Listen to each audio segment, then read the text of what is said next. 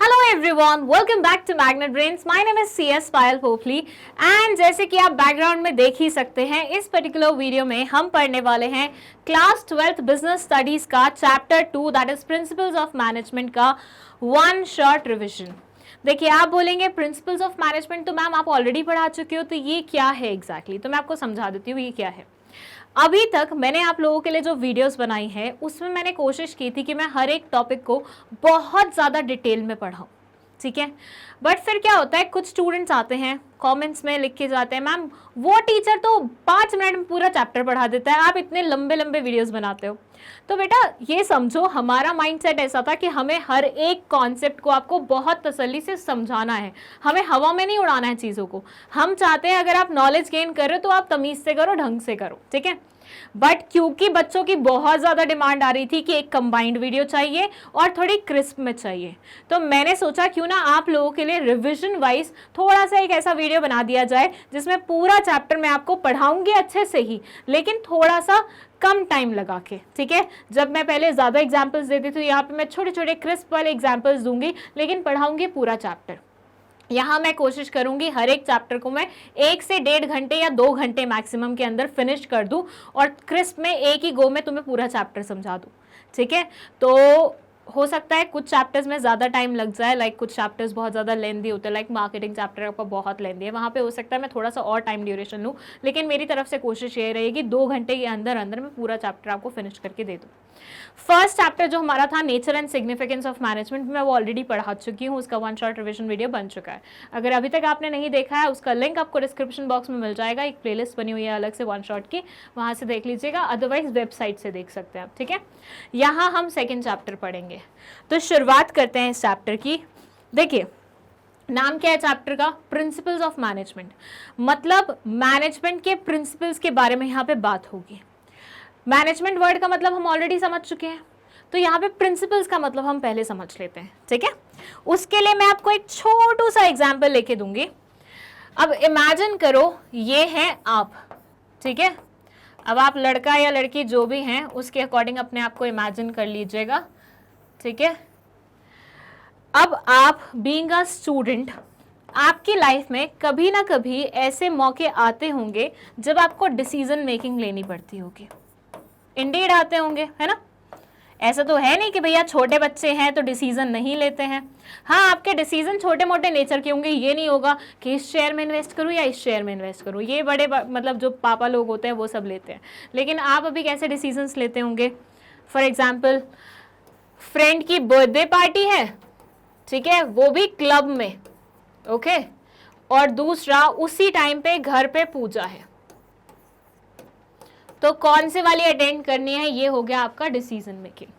होता है ना कभी कभी, मतलब as far as I remember मेरे क्लासमेट्स तो बर्थडे पार्टीज के लिए इंसेन हो जाते थे, और स्पेशली जब किसी की बर्थडे पार्टी क्लब में होती थी तो उस बंदे को तो 1 हफ्ते तक पूजा जाता था कि तेरी बर्थडे पार्टी क्लब में है, और फिर उसके लाइक तरले डाल डाल के कहीं ना कहीं उससे इन्विटेशन ले लिया जाता था कि हम भी इसी बहाने क्लब चले जाएंगे।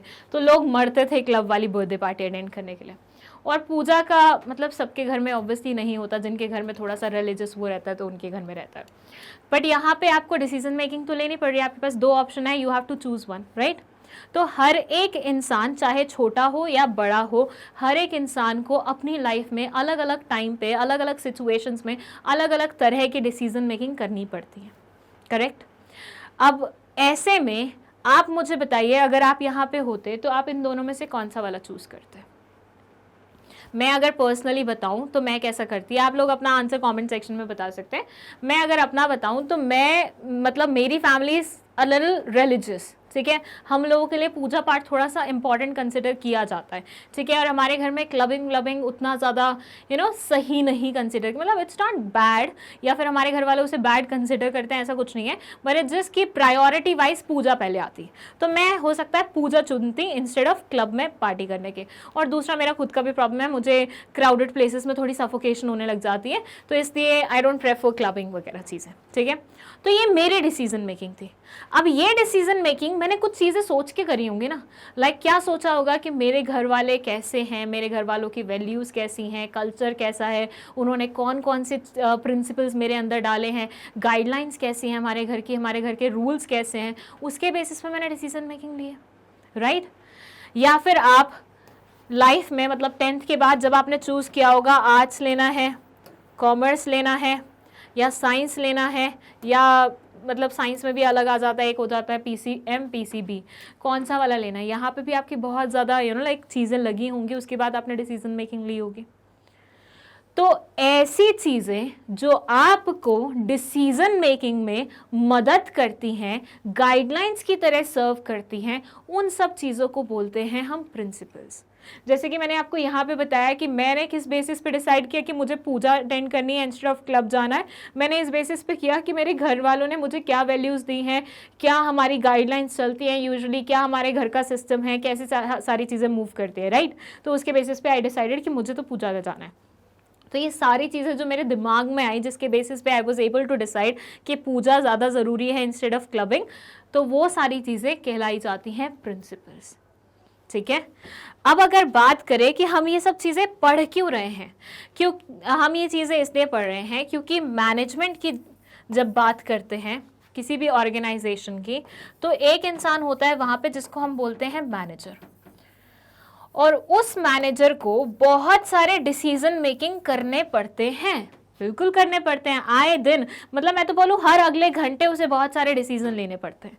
तो उस टाइम पे वो डिसीजन जब ले रहा होता है तो कुछ गाइडलाइंस उसे क्या करती हैं, मतलब कंसिडर करनी पड़ती हैं, या कुछ गाइडलाइंस को चलते हुए उसे वो डिसीजन मेकिंग लेनी पड़ती है, तो इसको हम बोलते हैं प्रिंसिपल्स, ठीक है। तो they say principles of management are broad और general guidelines for managerial decision making and behaviour. Manager जब अपनी डिसीजन मेकिंग करता है या फिर उसके बिहेवियर के पीछे जो गाइडलाइंस इस्तेमाल होती हैं उन्हें हम बोलते हैं प्रिंसिपल्स।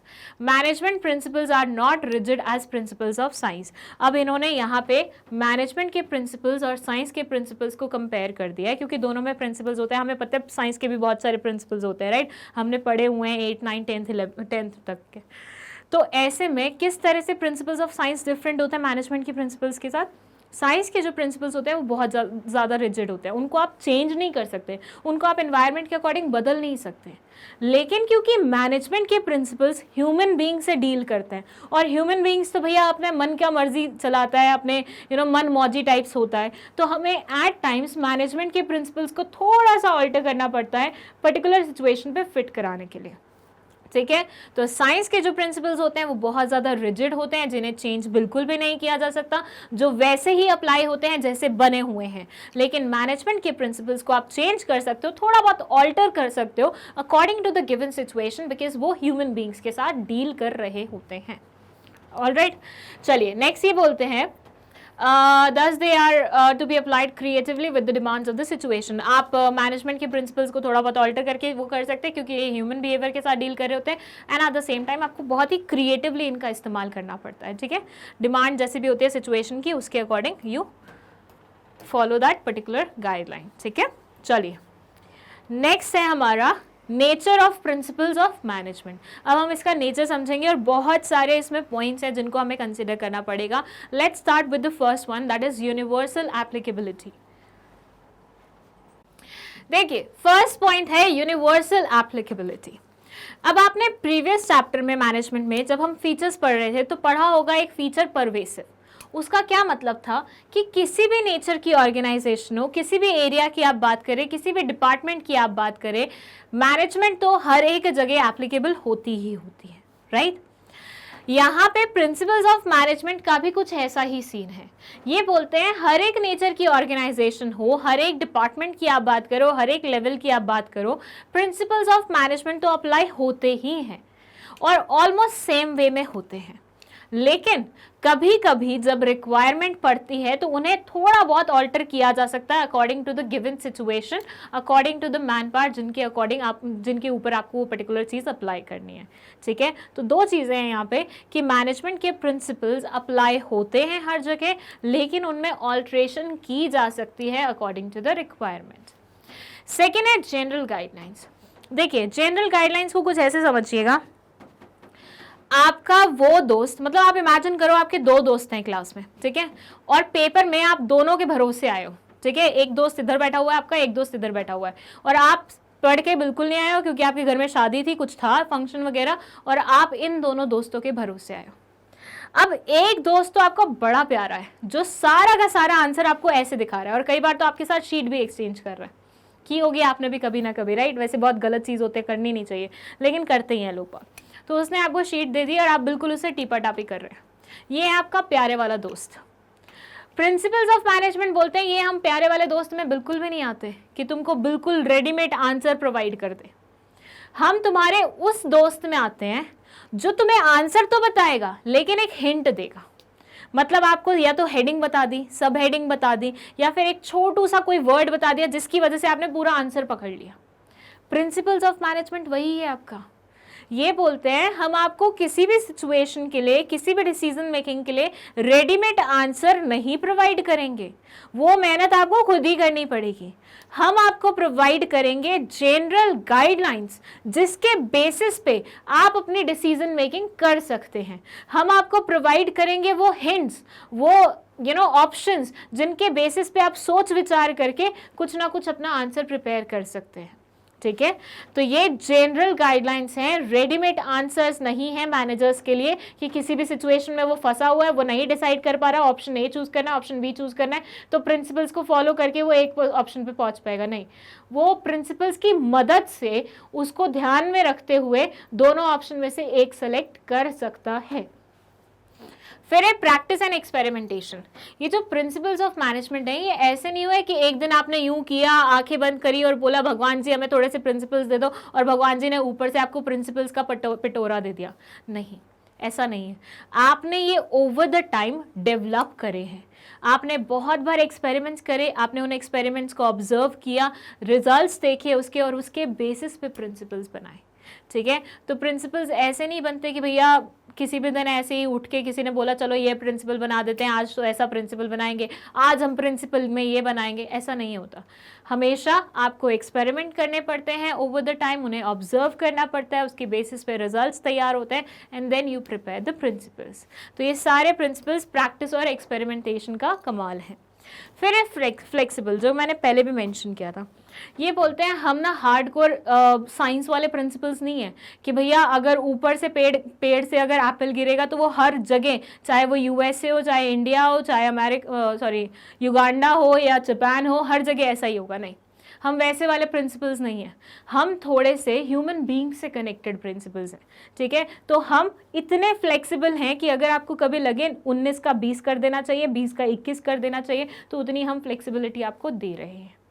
तो ये प्रिंसिपल्स थोड़े से फ्लेक्सिबल कंसिडर किए जाते हैं, अनलाइक हमारे साइंस वाले प्रिंसिपल्स। देन है बिहेवियरल। ये जो प्रिंसिपल्स हैं ये मैन पावर से डील करते हैं, क्योंकि management is all about people, ठीक है। हाँ, नो डाउट मैनेजमेंट में वर्क भी आता है, लेकिन वर्क भी अल्टीमेटली किससे कनेक्टेड होता है? लोगों से कनेक्टेड होता है ना। तो इसलिए क्योंकि ये लोगों से कनेक्टेड है तो ये उसी तरह से फॉर्म किया गया है, ठीक है। देन है कॉज एंड इफेक्ट रिलेशनशिप। ये बोलता है कि यहाँ पे आपको ये प्रिंसिपल्स पढ़ के ये समझ में आता है कि ऐसी सिचुएशन में अगर आपने ऐसा किया तो वो ऐसा रिजल्ट करेगा। क्या समझे?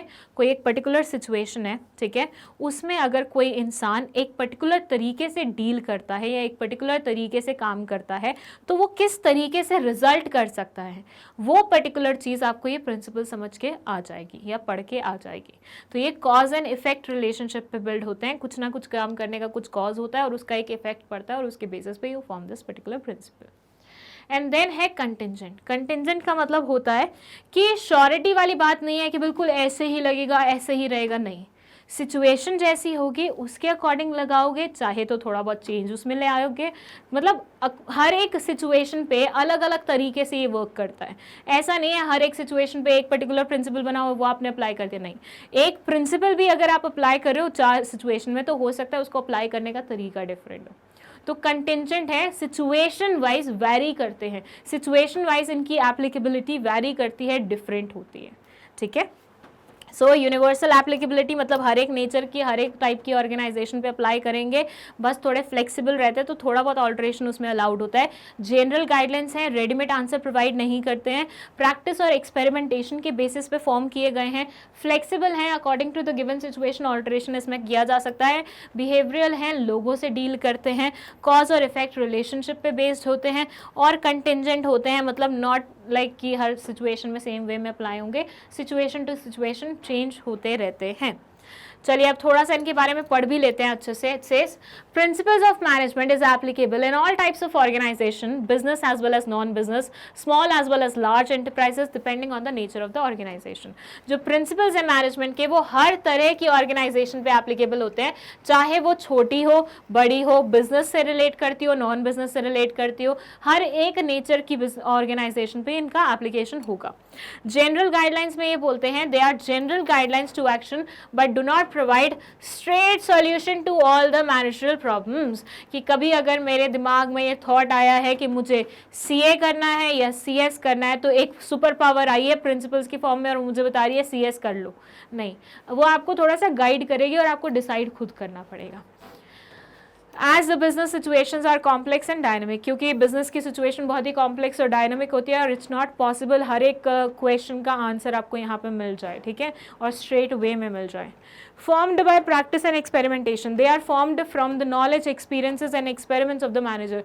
ये ओवर द टाइम मैनेजर्स ने जो एक्सपेरिमेंट्स किए हैं उसके बेसिस पे फॉर्म किए जाते हैं। Flexible, these principles are not rigid and can be adapted and modified by practicing managers depending upon the situation. ये principles rigid नहीं होते हैं, ऐसा नहीं है कि इन्हें bend नहीं किया जा सकता, इन्हें mold नहीं किया जा सकता, इन्हें modify आराम से किया जा सकता है। Mainly behavioral, इसका मतलब है since the principles aimed at influencing complex human behavior, they are behavioral in nature, क्योंकि ये human being से deal करते हैं और उनके complex behavior से deal करते हैं, so as a result of which इनको behavioral in nature बोला जाता है। Cause and effect relationship, they are intent to establish relationship between cause and effect so that they can use in various situation। इनके बीच में एक link होता है cause और effect का, जिसके बेसिस पे हम इनको various situations पे अप्लाई करते हैं। Contingent, their applicability depends upon the prevailing situation at a particular point of time, the application has to be changed as per the situation। इनकी applicability prevailing situations पे depend करती है और इनकी application change होती रहती है according to the changing situation, ठीक है। So this is the thing, यहाँ पे हमने नेचर पढ़ लिए हैं सारे। आप चाहें तो इसका स्क्रीनशॉट ले सकते हैं, मैं थोड़ा सा आउट ऑफ स्क्रीन हो रही हूँ। चलिए अब इसका भी स्क्रीनशॉट ले लीजिए एंड देन इसका, एंड देन हम चलते हैं हमारे नेक्स्ट टॉपिक पे जो कि है significance of principles of management. ये बोलते हैं कि भैया मैनेजमेंट समझ ली, क्यों ज़रूरी है वो समझ ली, प्रिंसिपल्स पढ़ ले क्या होते हैं उसका नेचर समझ लिया, लेकिन ये भी तो समझें कि भैया इतना तामझाम आप पढ़ क्यों रहे हैं, कोई तो लॉजिक होगा ना प्रिंसिपल्स पढ़ने का, कोई तो लॉजिक होगा प्रिंसिपल्स को अप्लाई करने का, कोई तो लॉजिक होगा। तो वो सारे इंपॉर्टेंस वाले पॉइंट्स के क्यों प्रिंसिपल्स ऑफ मैनेजमेंट हमारे लिए ज़रूरी कंसिडर किए जाते हैं वो यहाँ लिखे हुए हैं, जिसमें फर्स्ट है हमारा providing manager with useful insights into reality, second is optimum utilisation of resources and effective administration, third is scientific decisions, fourth is meeting the changing environmental requirements, fifth is fulfilling social responsibility and last one is management training, education and research। सबसे पहले हम ये वाला discuss करते हैं। ये बोल रहे हैं कि it provides managers with useful insights। देखिए मैं मैनेजर हूँ किसी कंपनी की, ठीक है, ड्रॉ करके बताती हूँ अच्छे से, बहुत टाइम हो गया ड्रॉ किए हुए। मैं हूँ मैनेजर किसी एक बहुत ही बढ़िया कंपनी की, और बीइंग अ मैनेजर आप जानते हैं कि हर इंसान के बहुत सारे टास्क होते हैं, उसमें उस इंसान को दिन की 10 चीज़ें डिसाइड करनी होती हैं, राइट। किसी भी इंसान को मैनेजर की पोस्ट पे बैठ के दिन की 10 चीज़ें डिसाइड करनी होती है। अब ये 10 चीज़ें मुझे जब डिसाइड करनी होंगी, अगर मेरे पास कुछ अगर ऐसा गाइडलाइन, कुछ ऐसा इंसाइट पहले से ही आ जाता है, मेरे लिए डिसीजन मेकिंग कितना इजी हो जाएगा। अगर मान लीजिए मुझे कोई होश नहीं है, बिल्कुल ऐसे ही अचानक से मेरे सर पे एक बहुत बड़ी रिस्पॉन्सिबिलिटी डाल दी गई है कि तुम्हें डिसाइड करना है, और मुझे बिल्कुल उसके बारे में कोई आइडिया नहीं था, मुझे नहीं पता ऐसे सिचुएशन में क्या किया जाता है, मुझे नहीं पता मुझे क्या करना चाहिए, what I am suppose to do, what they are expecting from me. ऐसी सिचुएशन में मेरे लिए कितना प्रेशर भरा सिनेरियो हो जाएगा। Will I be able to take a like good decision? नहीं। बट अगर मुझे पहले से थोड़ा सा आइडिया मिल जाए कि ऐसी सिचुएशन में इस तरह से डील किया जाता है for a better thing, for a better decision making, तो ऐसे सिनेरियो में मेरे लिए वही डिसीजन लेना, वही चीज़ करना थोड़ा सा लेस प्रेशर वाला काम होगा और थोड़ा सा मैं बेहतर तरीके से भी ले पाऊंगी। पैनिक वाली सिचुएशन में हम सबको पता है कभी भी हम अच्छा काम नहीं करते हैं, और पैनिक हम कब होते हैं? जब हमारे लिए कोई चीज़ बिल्कुल एक ऐसी आ गई जिसके बारे में हमें कोई आइडिया नहीं था, लेकिन कोई चीज़ पहले से ही हमें एक हिंट दे के आए, कोई चीज़ के बारे में हमने पहले से कुछ ना कुछ सुना हो, कुछ देखा हो, कुछ जानते हो, तो उसमें हमें डील करना थोड़ा सा ईजी हो जाता है, राइट? तो यहाँ पे अगर मेरे पास यूजफुल इंसाइट्स हैं तो ऑब्वियसली मैं क्या करूँगी, मैं एक बेटर डिसीजन मेकिंग कर सकती हूँ, मैं बेटर वे में चल सकती हूँ। और यूजफुल इंसाइट्स मिलते कहाँ से हैं? प्रिंसिपल से मिलते हैं। वो हमें बताते हैं कि ऐसी गिवन सिचुएशन में आप इस तरीके से थोड़ा बहुत चीज़ों को हैंडल कर सकते हो, ठीक है। सेकेंड है हमारा ऑप्टिमम यूटिलाइजेशन ऑफ रिसोर्सेज। देखिए, कोई भी इंसान वेस्टेज कब करता है? कोई भी इंसान वेस्टेज कब करता है? जब उसे उस पर्टिकुलर चीज़ के बारे में कोई आइडिया नहीं हो। मैं कोई भी चीज़ for the very first time कर रही हूँ तो उस टाइम पे मैं सबसे ज़्यादा वेस्टेज करने वाली हूँ। मैं आपको यहाँ पे अपने भाई का एग्जाम्पल देती हूँ। Me my mom we both are like very good in art and craft, ठीक है, लेकिन my brother he is super bad in that, ठीक है। तो अगर कभी हम उसे पेंट करने का काम दे देते हैं, ठीक है, गलती से हमने उसको पेंट करने का काम दे दिया, तो वो क्या करता है, इतनी बड़ी पेंट की शीशी होगी ना, वो एक ही जगह पे पोत पोत के उसको ख़त्म कर देगा। उसी पेंट की शीशी से मैं और मेरी मॉम हो सकता है 4 से 5 गमले पेंट कर दे, और वो एक ही गमले का एक पोर्शन बस वो पूरे पेंट से ख़राब कर देगा। और वो अच्छे से भी नहीं करेगा, मतलब ऐसे आँख होंगे, ऐसे होंगे, ऐसे होंगे। क्यों? क्योंकि he is not good at it, उसको बिल्कुल नॉलेज नहीं है उस चीज़ की। He is like unaware about that thing, right. तो ऐसे में ये बोलते हैं कि जब आपके पास यूजफुल इंसाइट्स या यूजफुल गाइडलाइंस नहीं होती हैं तो ऐसे सिनेरियो में आप वेस्टेज करते हैं। लेकिन प्रिंसिपल्स के कारण आपको यूजफुल इंसाइट्स और गाइडलाइंस मिल जाती हैं, आपको पता चल जाता है कि ऐसी सिचुएशन में ऐसे किया जाना चाहिए, ठीक है। That's like your art class. Art class में आपको समझाते हैं ना कि ब्रश को हमेशा एक डायरेक्शन में मूव करो, एक थोड़ा सा आप पेंट लेते हो तो थोड़ा सा उसमें पानी फिल कर लेना चाहिए, ज़्यादा क्वांटिटी में, हल्की फुल्की क्वांटिटी में, और कैसे पेंट करना है वो भी बताया जाता है। तो it's like your classes. Principles आपको क्लासेस प्रोवाइड करते हैं ताकि आप किसी गिवन सिचुएशन में फंसो तो आपको किस तरह से डील करना चाहिए। और अगर आपको ये पहले से पता होगा तो ऑब्वियसली आपके हाथ से वेस्टेज क्या होगी? कम होगी। और वेस्टेज कम होने का मतलब क्या होता है? रिसोर्सेज का बेटर यूटिलाइजेशन, ठीक है। देन है साइंटिफिक डिसीजन। ये बोलते हैं कि हर एक चीज़ यहाँ पे साइंटिफिकली डिसाइड होती है, क्योंकि प्रिंसिपल्स साइंटिफिकली फॉर्म किए जाते हैं। जितने भी प्रिंसिपल्स बनते हैं वो कॉज एंड इफेक्ट रिलेशनशिप पे बनते हैं, तो वो काफ़ी साइंटिफिक लॉजिकल वे में, मतलब थिंकिंग, अच्छी इंटेंस वाली थिंकिंग के बाद बनाए जाते हैं। तो अगर आप उनको फॉलो करके अपनी डिसीजन मेकिंग कर रहे हैं, दैट मीन्स आप साइंटिफिक डिसीजंस ले रहे हैं। आप ऐसे कोई इलॉजिकल या रैंडम डिसीजन नहीं ले रहे कि मेरा सुबह उठ के मन हुआ कि आज ऐसी तूफानी करते तो हम वैसा करें। नहीं, आप यहाँ पे हर एक चीज़ बहुत सोच समझ के कर रहे हो, क्योंकि आप प्रिंसिपल्स को फॉलो करते हुए कर रहे हो। Then meeting the changing environmental requirements. आप सबको पता है कि हम एक ऐसे एरा में रहते हैं जहाँ पे चीज़ें चेंज होती रहती हैं, राइट। और अगर आपको अपनी ऑर्गेनाइजेशन को आगे लेके जाना है तो आपको ये इंश्योर करना होगा आप ऑर्गेनाइजेशन को बदलते वक्त के साथ बदल रहे हैं, राइट। तो ऐसे में प्रिंसिपल्स आपकी बहुत ज़्यादा मदद करते हैं। प्रिंसिपल्स आपको चेंजिंग एनवायरनमेंट के साथ चेंज होने में मदद करवाते हैं। वो आपको वो करते हैं कि भैया जैसे आसपास की सारी चीज़ें बदल रही है ना कहीं तुम्हें भी अपने आप को उसके अकॉर्डिंग बदलना चाहिए, तभी तुम यहाँ पे टिक पाओगे, अदरवाइज तुम क्या हो जाओगे? आउट ऑफ ट्रेंड हो जाओगे। तो प्रिंसिपल्स आपकी फुल ऑन मदद करते हैं इस पर्टिकुलर चीज़ में।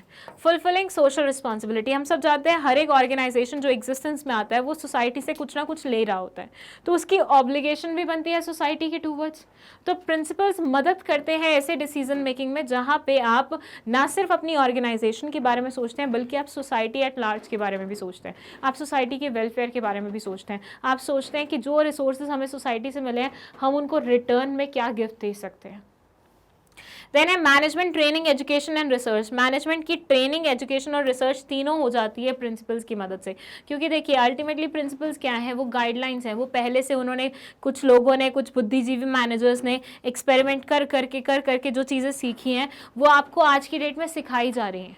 तो that's part of your education. आप सीख रहे हैं नई चीज़ें, आप कुछ और ट्राई कर रहे हैं, आप कुछ और रिसर्च कर रहे हैं, ठीक है। तो मैनेजमेंट, ट्रेनिंग और एजुकेशन के लिए भी बहुत ज़्यादा क्या होता है, ज़रूरी होता है। चलिए अब हम चलते हैं हमारे एक्सप्लेनेशन पार्ट पे। एक्सप्लेनेशन में सबसे पहले ये बोलते हैं providing managers with useful insights into reality में principles of management guide managers with useful insights into real world situations. ये आपको रियल वर्ल्ड सिचुएशंस के बारे में बताते हैं। Adherence to these principles will improve their knowledge, ability and understanding of various managerial situations and circumstances. ये आपको ऐसे नहीं है कोई इमेजिनरी वर्ल्ड की बातें बताते हैं, नहीं, प्रिंसिपल्स आपको इसी वर्ल्ड की बात बताते हैं कि ऐसे पहले भी हो चुका है, उस इंसान के साथ उसने ऐसा ट्राई किया था, ऐसा रिजल्ट किया था, तो तुम देख लो तुम्हें कैसे करना है। तो आपको पहले से ही थोड़ी बहुत अंडरस्टैंडिंग मिल जाती है सिचुएशन के बारे में और आप फिर उसी के अकॉर्डिंग एक्ट करते हैं। देन सेकेंड है optimum utilisation of resources and effective administration.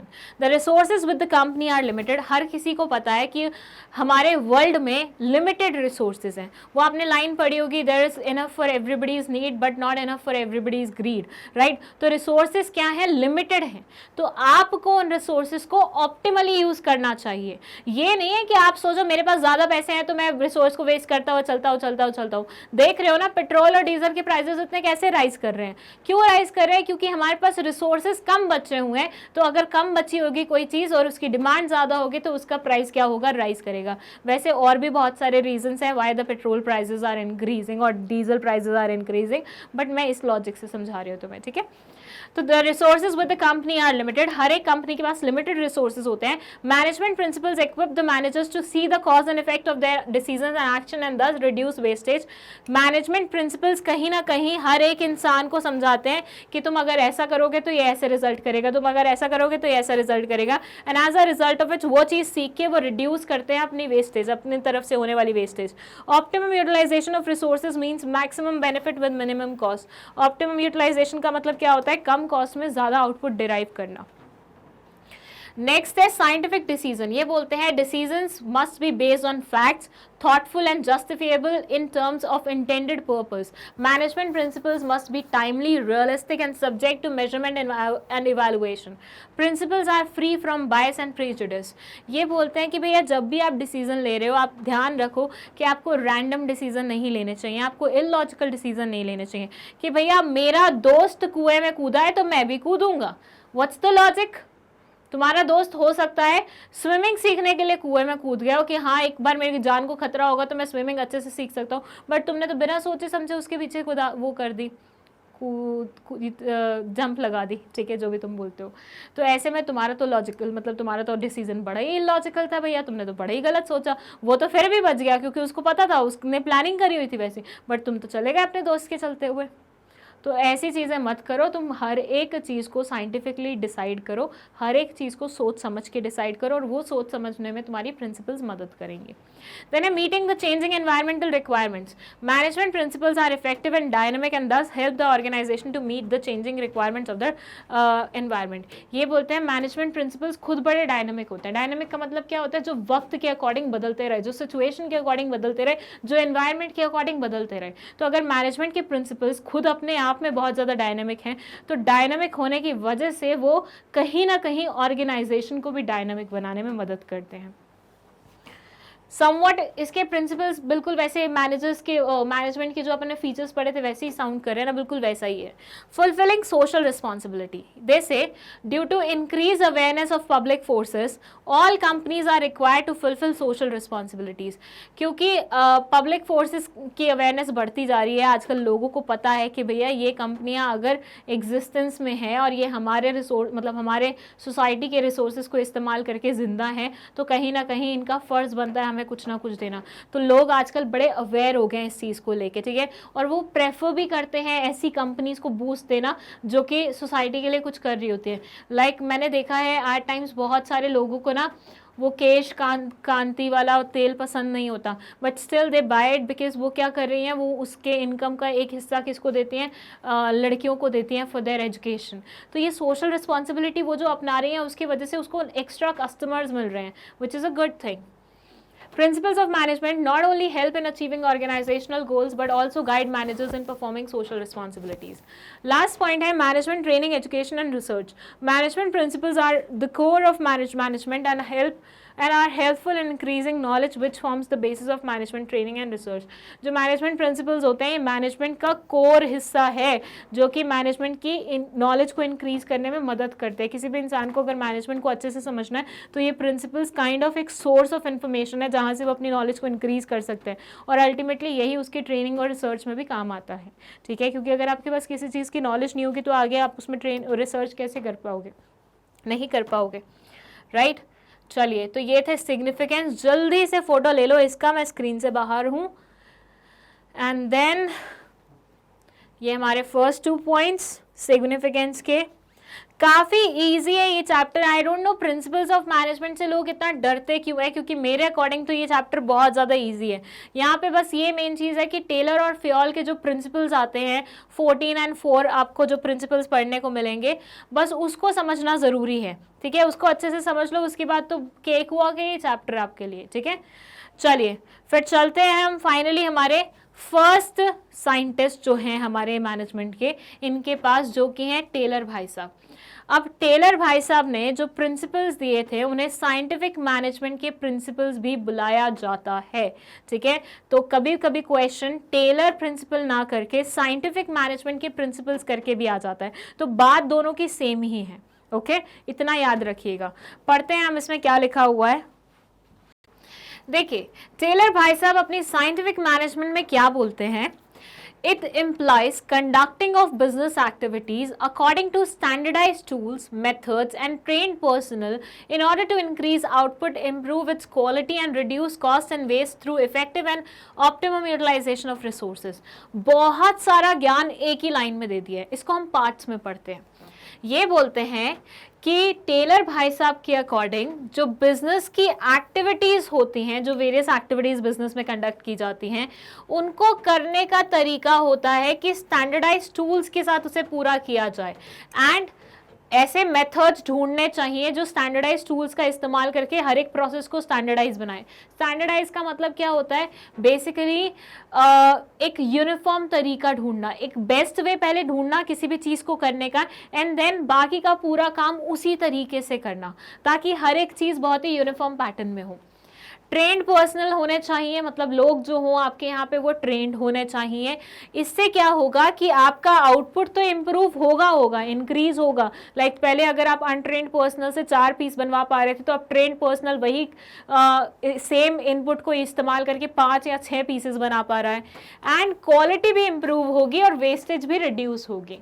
जब कोई ट्रेंड बंदा कोई काम करता है और स्टैंडर्डाइज तरीके से करता है तो वेस्टेज तो रिड्यूस होती ही होती है, क्वालिटी बहुत निखर के आती है। Through effective and optimum utilisation of resources, जब ये सारा चीज़ होगा तो उसका फ़ायदा क्या होगा कि रिसोर्सेज जो होंगे वो ऑप्टिमली इस्तेमाल हो रहे होंगे, कम कॉस्ट में कम इनपुट्स के साथ ज़्यादा आउटपुट, ज़्यादा अच्छी क्वालिटी का आउटपुट डिराइव हो रहा होगा। Hence it stresses that there is always one best method to maximize efficiency। इस वाली लाइन को बहुत अच्छे से याद रखना। टेलर भाई साहब जी का ये मानना था कि हर एक काम को करने का एक बेस्ट तरीका होता है, तो आपको पहले तो वो बेस्ट तरीका समझना चाहिए, सीखना चाहिए और उसके बाद बाकी का पूरा काम उसी सेम तरीके से करना चाहिए। This method can be develop through study and analysis. इस मेथड को आप स्टडी और एनालिसिस से डेवलप कर सकते हैं। क्या क्या मानना है इनका? इनका ये मानना है कि हर एक काम को करने के लिए, बिजनेस एक्टिविटीज़ बहुत सारी होती हैं और हर एक काम को करने के लिए एक बेस्ट तरीका होता है। सबसे पहले उस बेस्ट तरीके का पता लगाओ और फिर बाकी सारा जो काम है वो उसी तरीके से करवाओ ताकि लेस वेस्टेज हो, ज़्यादा आउटपुट डिराइव हो, ज़्यादा अच्छी क्वालिटी का आउटपुट आए और सारे के सारे रिसोर्सेज बहुत अच्छे से ऑप्टिमली इस्तेमाल हो। ठीक है। तो ये इनके कुछ मान्यताएं थी, कुछ इनका मानना था। अब इनके बाकी हम प्रिंसिपल्स के बारे में बात करेंगे, क्योंकि मेनली जो क्वेश्चन आता है वो इसी पोर्शन से आता है। बट जो मैंने अभी आपको समझाया है वो काइंड ऑफ इनका सोच था। तो आपको सोच पे कमांड होना चाहिए, क्योंकि कई बार केस स्टडीज आ जाते हैं जिसमें आपको घुमा के चीज़ें दी होती हैं, वहाँ पे अगर आपको सोच क्लियर नहीं होगी ना तो फिर आपको दिक्कत हो जाएगी। ठीक है, तो सोच अगर आपको क्लियर है तो उसके बाद हम इन सब के बारे में बात करते हैं। जो हमारे टेलर भाई साहब थे उन्होंने 4 प्रिंसिपल्स दिए थे। ठीक है, starting with this one, science not rule of thumb. फिर था हार्मनी नॉट डिस्कॉर्ड, और उसी का एक्सटेंडेड वर्जन है हमारा ये कॉपरेशन नॉट इंडिविजुअलिज्म। तो इसको एक्सटेंड करते करते एक नया वो बन गया था। तो ये इसका क्या है, एक्सटेंशन है।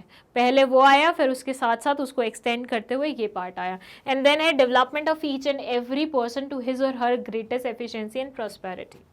देखिए, सबसे पहले हम डिस्कस करते हैं हमारा ये वाला principle, science not rule of thumb. इसका क्या मतलब है?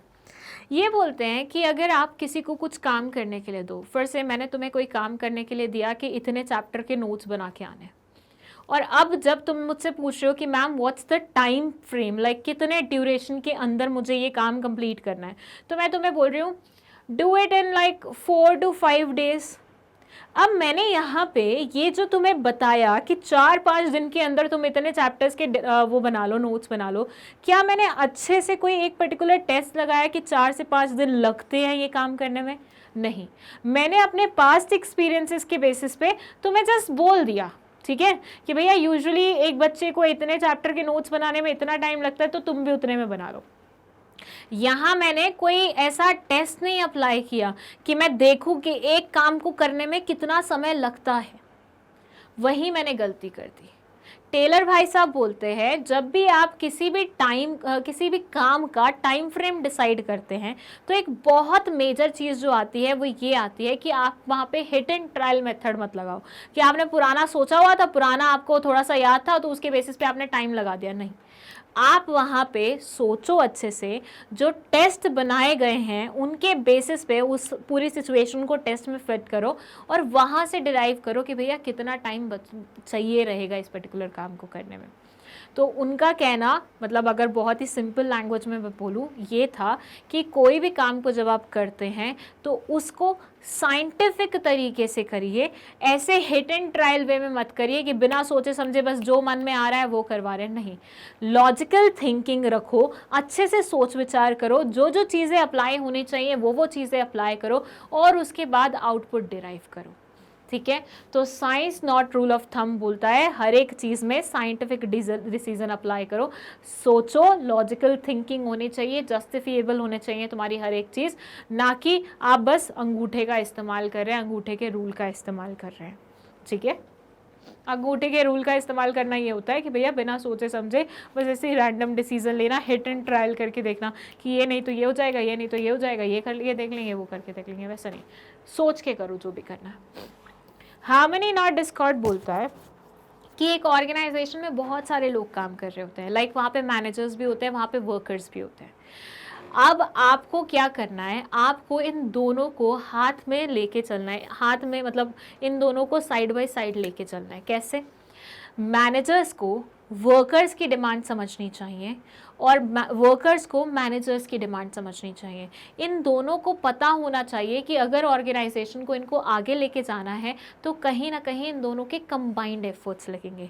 अगर मैनेजमेंट बहुत अच्छा परफॉर्म करे बट वर्कर्स उसको काम को इम्प्लीमेंट ही नहीं कर पा रहे, वो अच्छे से परफॉर्म नहीं करे, क्या ऑर्गेनाइजेशन चल पाएगा?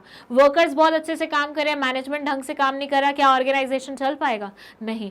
इन दोनों को ये समझने की जरूरत है, ऑर्गेनाइजेशन को चलाने के लिए इन दोनों के कंबाइंड एफर्ट्स लगेंगे। और अगर ये आपस में ही मतभेद करते रहे कि मैनेजर वाले जो सेक्शन के लोग हैं वो वर्कर से चिढ़ रहे हैं, वर्कर वाले सेक्शन के लोग मैनेजर से चिढ़ रहे हैं, तो ऑर्गेनाइजेशन का भला नहीं होने वाला।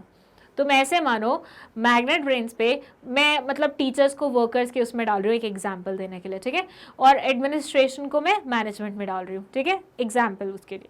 तो एडमिनिस्ट्रेशन का अगर अलग मानना होगा, वो अलग काम कर रहे हैं, टीचर्स अपना अलग काम कर रहे हैं, दोनों की कोई सोच ही नहीं बैठ पा रही है, कुछ हो ही नहीं पा रहा है, ये अपना कुछ अलग करते रहते हैं, ये कुछ बोलते हैं वो सुनते नहीं है, वो बोलते हैं वो नहीं सुनते, कुछ भी कोई किसी का नहीं सुन रहा, सब अपने अपनी धुन में लगे हुए हैं। क्या वो ऑर्गेनाइजेशन, क्या मैग्नेट ब्रेन्स ग्रो कर पाएगी? नहीं, हमारे इंटरनली इतने सारे कॉन्फ्लिक्ट हो जाएंगे, हम कहाँ से ग्रो कर पाएंगे? हमें पता है कि अगर हमें ऑर्गेनाइजेशन को ग्रो करवाना है तो हमारे बीच में यूनिटी होना बहुत ज़्यादा ज़रूरी है। तो मैनेजर्स हो, वर्कर्स हो, कोई भी हो, किसी भी ऑर्गेनाइजेशन में, अगर ऑर्गेनाइजेशन के लोगों के अंदर ही यूनिटी नहीं है ना, तो वो ऑर्गेनाइजेशन कभी ग्रो नहीं कर पाएगा। तो सबसे पहले ये बोलते हैं टेलर भाई साहब कि आप तो ऑर्गेनाइजेशन के लोगों के अंदर क्या लाएं? यूनिटी लाएं, हार्मनी लाएं। उनके बीच में कॉन्फ्लिक्ट्स नहीं होने चाहिए, क्योंकि उनके बीच में कॉन्फ्लिक्ट्स हुए तो ओवरऑल ऑर्गेनाइजेशन को सफर करना पड़ेगा। एंड नेक्स्ट है हमारा कॉपरेशन नॉट इंडिविजुअलिज्म। इसका मतलब क्या होता है? ये इसी का एक्सटेंशन है, मैंने आपको पहले भी बताया था। ये बोलते हैं कि हर एक इंसान को समझना चाहिए कि हार्मनी अगर एस्टेब्लिश करनी है तो कॉपरेशन करना पड़ेगा। आपस में आपको सामने वाले इंसान से कॉपरेट करके चलना पड़ेगा। अगर आपने कॉपरेट नहीं किया, मतलब मैनेजर्स ने अगर वर्कर्स के साथ कॉपरेट नहीं किया और वाइस वर्सा नहीं हुआ, तो फिर ऐसी ऑर्गेनाइजेशन को गिरने में टाइम नहीं लगेगा।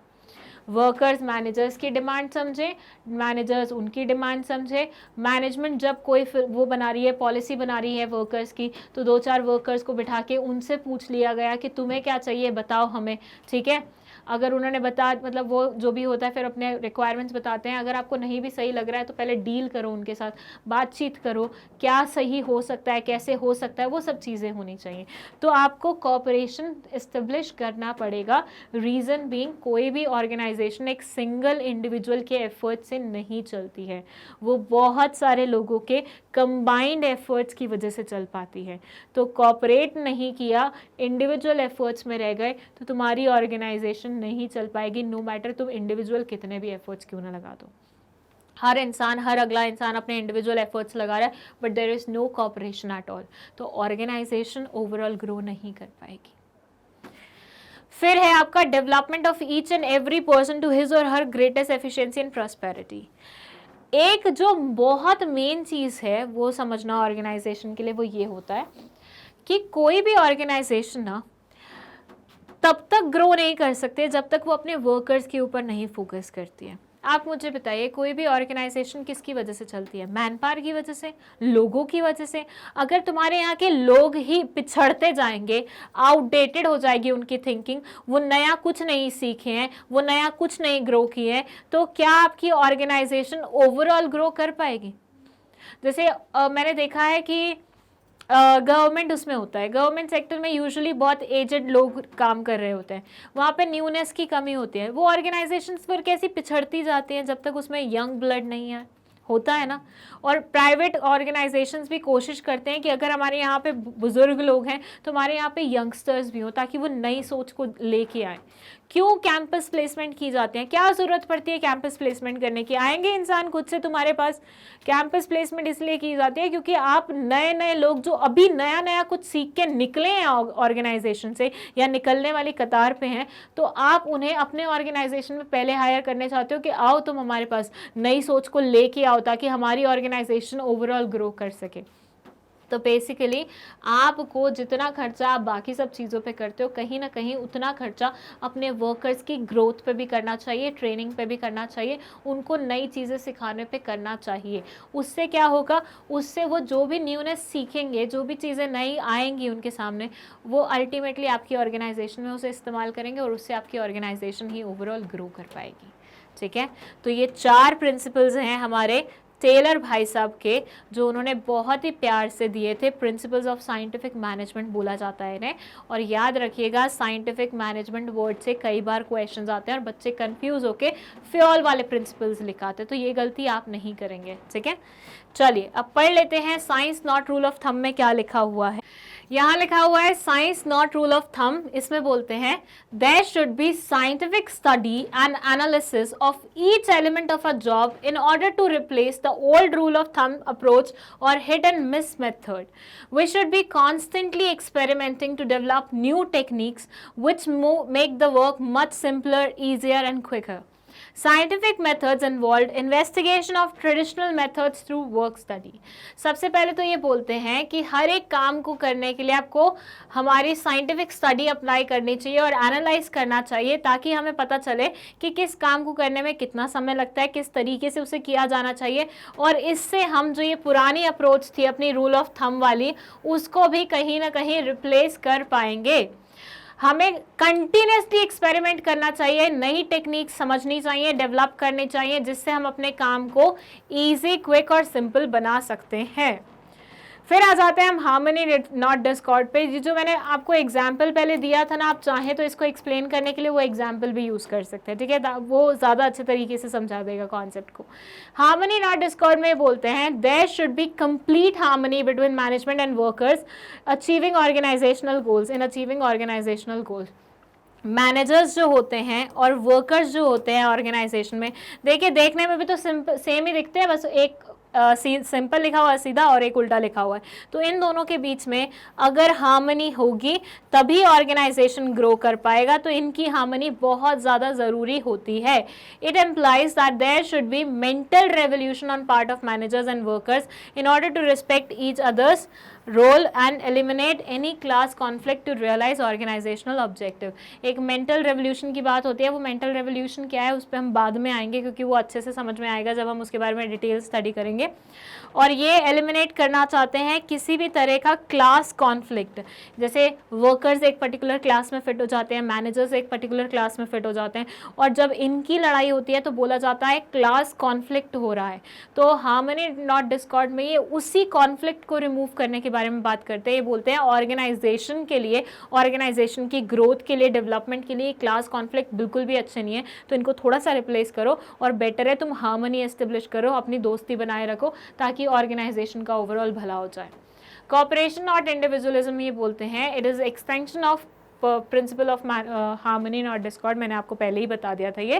There should be complete cooperation between labour and management.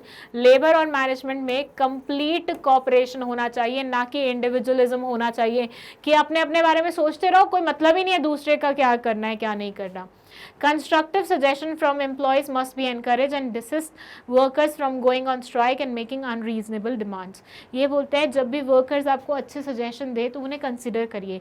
ये नहीं है कि वो अच्छे अच्छे सजेशन ला रहे हैं but just because you feel like you are मतलब मोर इंटेलिजेंट तो आप उनके सजेशंस को सुनेंगे भी नहीं. ऐसा मत करना. अगर वो सजेशंस ला रहे हैं तुम्हें ठीक लग रहा है तो उन्हें सोचो, उनके बारे में सोच के विचार करके उनको अप्लाई करो.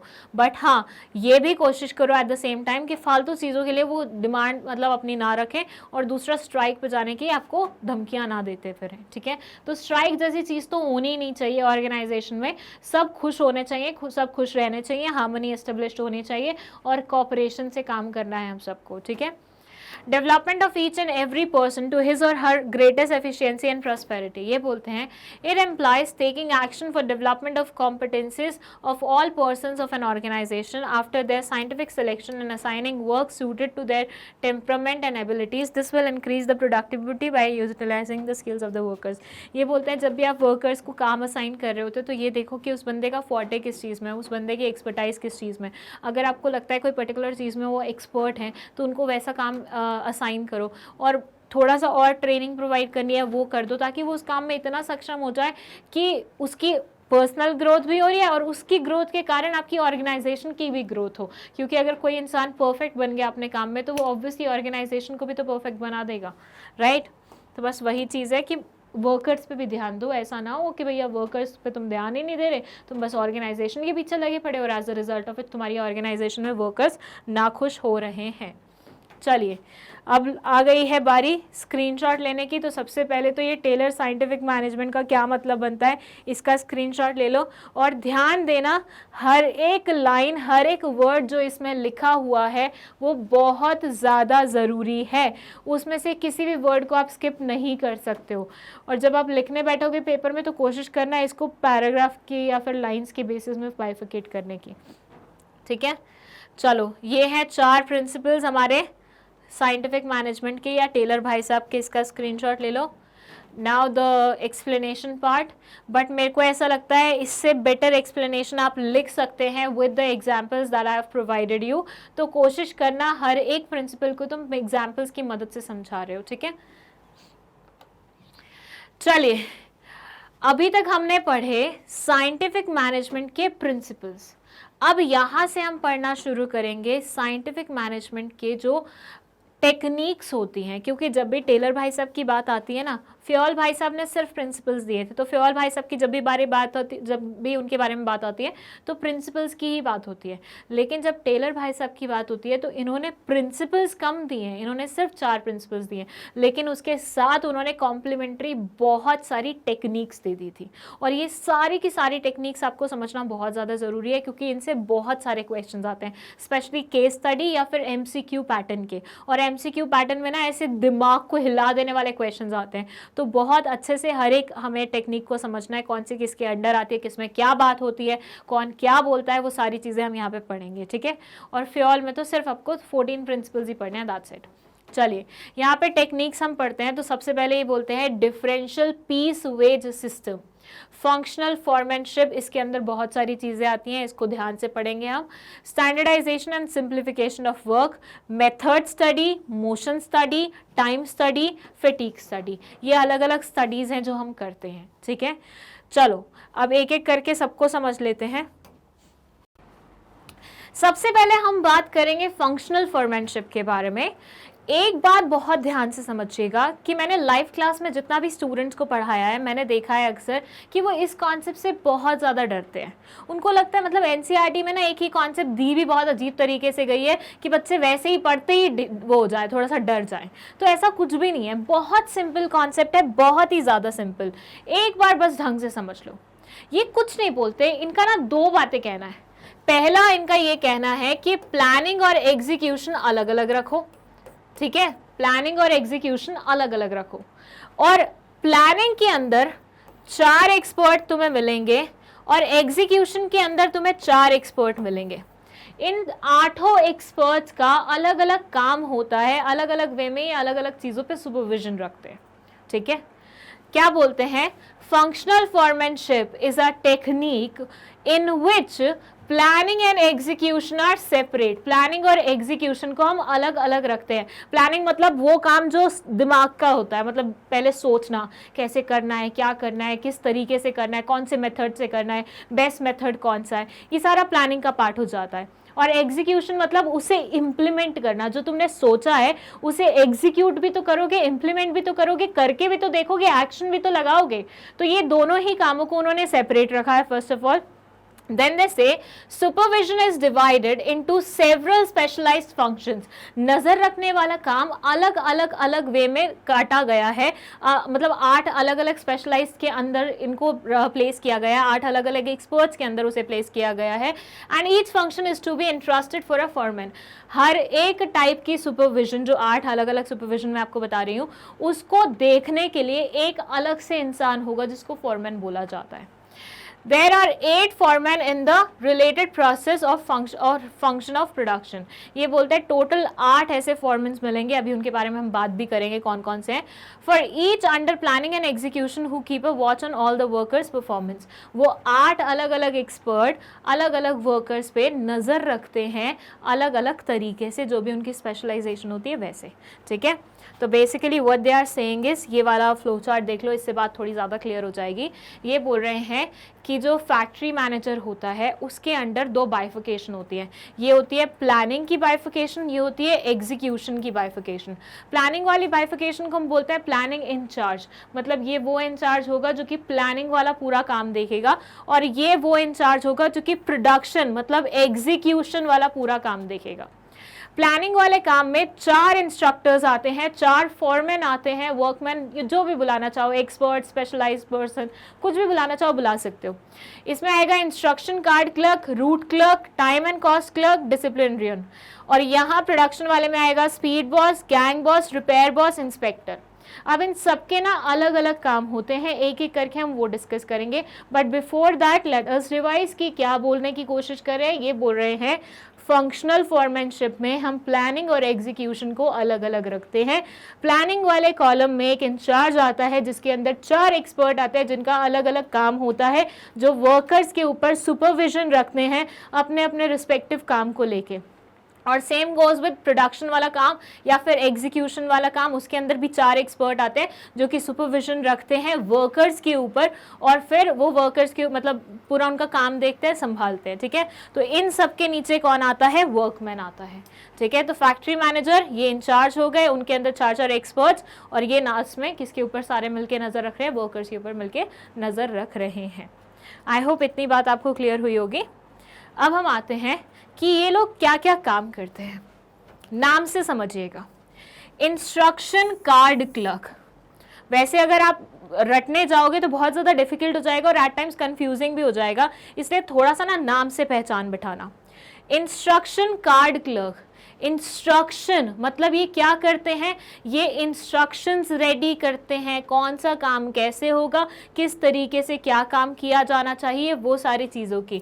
तो जो जनरल इंस्ट्रक्शंस देने का काम होता है वो होता है इस पर्टिकुलर इंसान का। ठीक है, तो इंस्ट्रक्शन कार्ड क्लर्क क्या देगा? इंस्ट्रक्शंस देगा, as simple as that. Route clerk, route clerk set of activities बताता है कि किस तरीके से आपको काम करना है, मतलब काइंड ऑफ ये रूट बताता है कि आपको काम किस तरीके से करना होगा। तो आपको तरीका बताने का काम ये इंसान करता है। उसके बाद आता है time and cost clerk.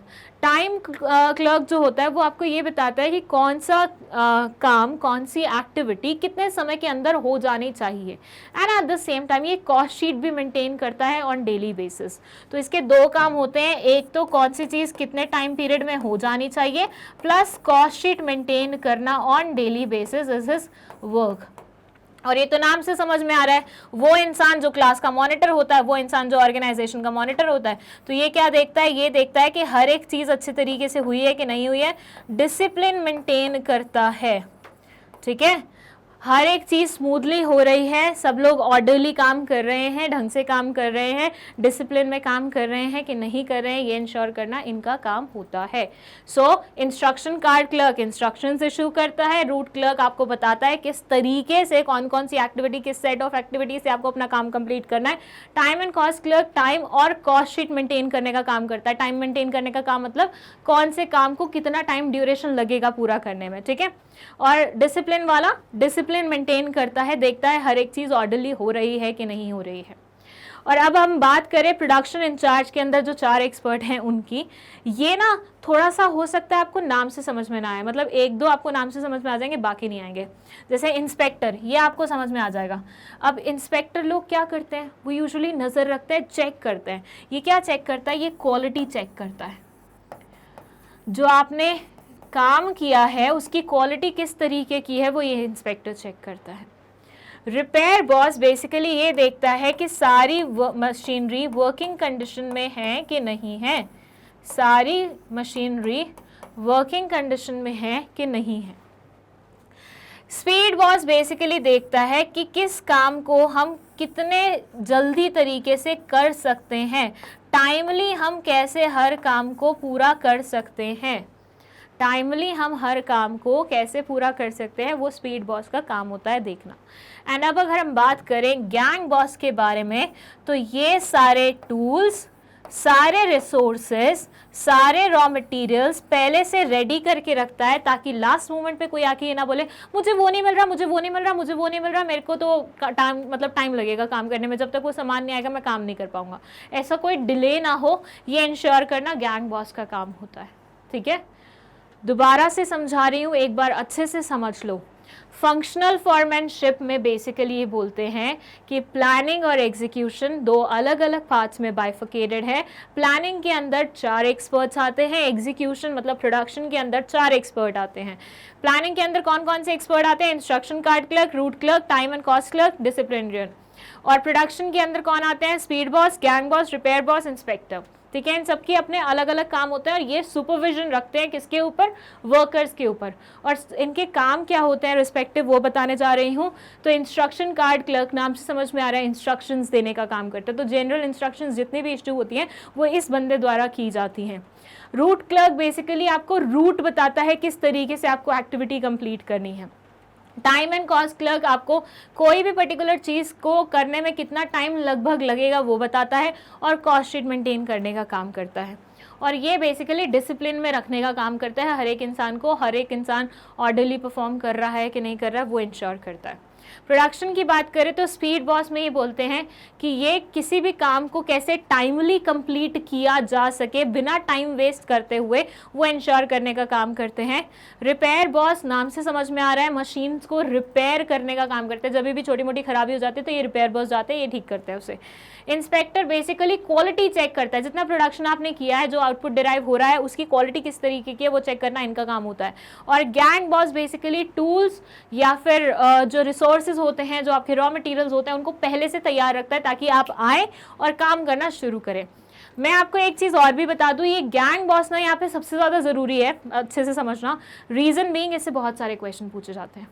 Gang boss से मैंने देखा है एमसीक्यू हो जाए, केस स्टडीज हो जाए, बहुत सारे क्वेश्चन पूछे जाते हैं। तो ये तो याद रख ही लेना, ठीक है।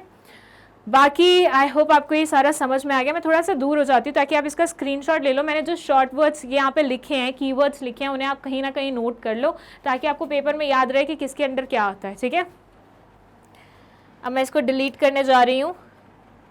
ये हमारा फंक्शनल फॉरमैनशिप कंप्लीट हो गया। आई होप आपको ये सारी बातें समझ में आ गई। प्लानिंग और एग्जीक्यूशन सेपरेट रखा जाता है। 8 स्पेशलाइज्ड वो होते हैं, इनको फोरमैन्स बोला जाता है और इनका अलग अलग काम होता है और अल्टीमेटली ये वर्कर्स की परफॉर्मेंस पे नज़र रखने का काम करते हैं। चलिए अब बाकी टेक्निक्स के बारे में बात करते हैं। फर्स्ट टेक्निक हमारी फंक्शनल फॉरमैनशिप कंप्लीट हो चुकी है। सेकेंड हमारी जो टेक्निक है जो कि टेलर भाई साहब ने दी थी, अगेन टेक्निक्स ऑफ किसकी? Scientific management. सबसे पहले तो आप इन सब टेक्निक्स में ना ये वर्ड मेंशन कर सकते हो कि this is a technique which was given by Taylor भाई साहब, ठीक है। भाई साहब मत लिखना, ऑब्वियसली टेलर जो भी उनका पूरा नाम था उन्होंने दिया है, ठीक है। Standardisation and simplification of work. अब यहाँ पे भी ना कई बार हुआ था बीच में ना, मुझे बहुत सारे स्टूडेंट्स ने डाउट भेजा था कि स्टैंडर्डाइजेशन और सिंप्लीफिकेशन में क्या डिफरेंस होता है। तो एक बार ना तसल्ली से समझना, दूर दूर तक लिंक नहीं है ये डिफरेंसेस। यूजुअली हम उन चीज़ों में पूछते हैं ना जो हमें ऑलमोस्ट सेम लग रही होती है, ये दूर दूर तक सेम नहीं है। स्टैंडर्डाइजेशन का मतलब होता है, फॉर से मैग्नेट ब्रेन्स के लिए टी शर्ट बनानी है, ठीक है। एक इंसान को हमने काम दिया है कि मैग्नेट ब्रेन्स के टीचर्स के लिए आपको टी शर्ट्स बनानी है। अब उस इंसान ने क्या किया, उस इंसान ने एक टी शर्ट बनाई, मैग्नेट ब्रेन्स में भेजी, पूछा क्या ये सही है।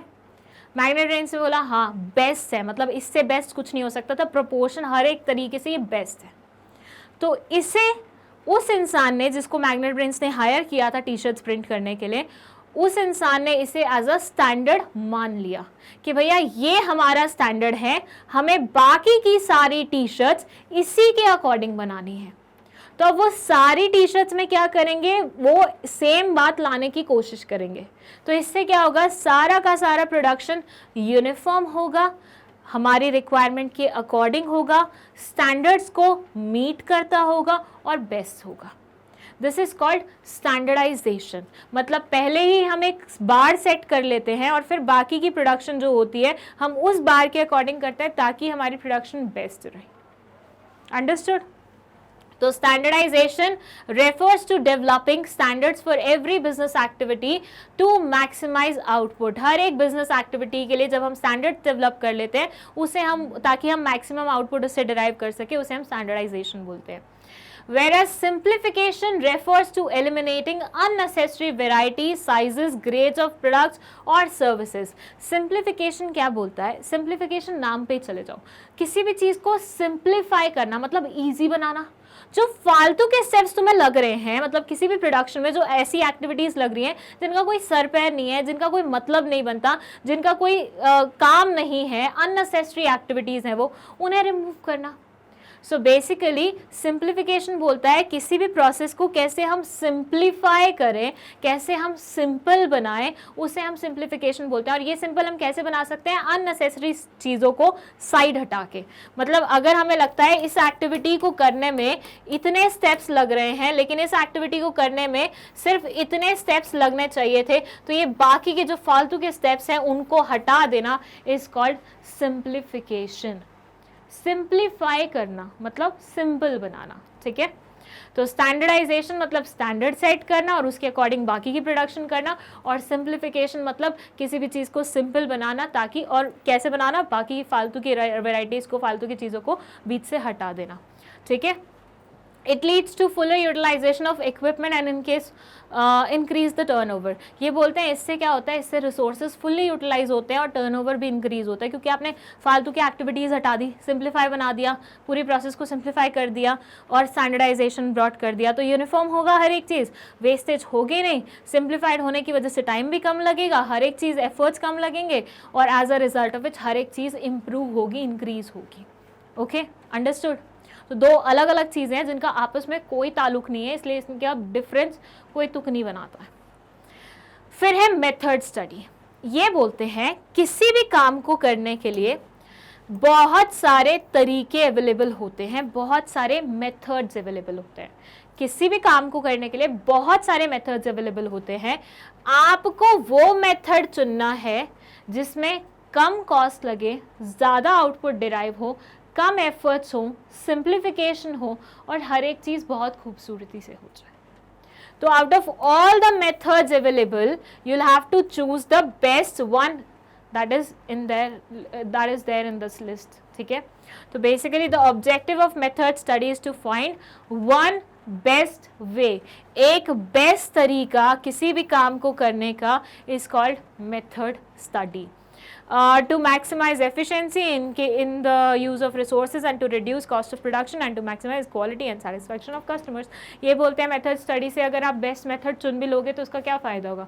उसका फ़ायदा ये होगा कि उससे एफिशिएंसी इंक्रीज होगी, आउटपुट ज़्यादा आएगा, इनपुट कम लगेगा, वेस्टेज कम होगी, एंड कहीं ना कहीं आपकी जो क्वालिटी है वो भी क्या होगी?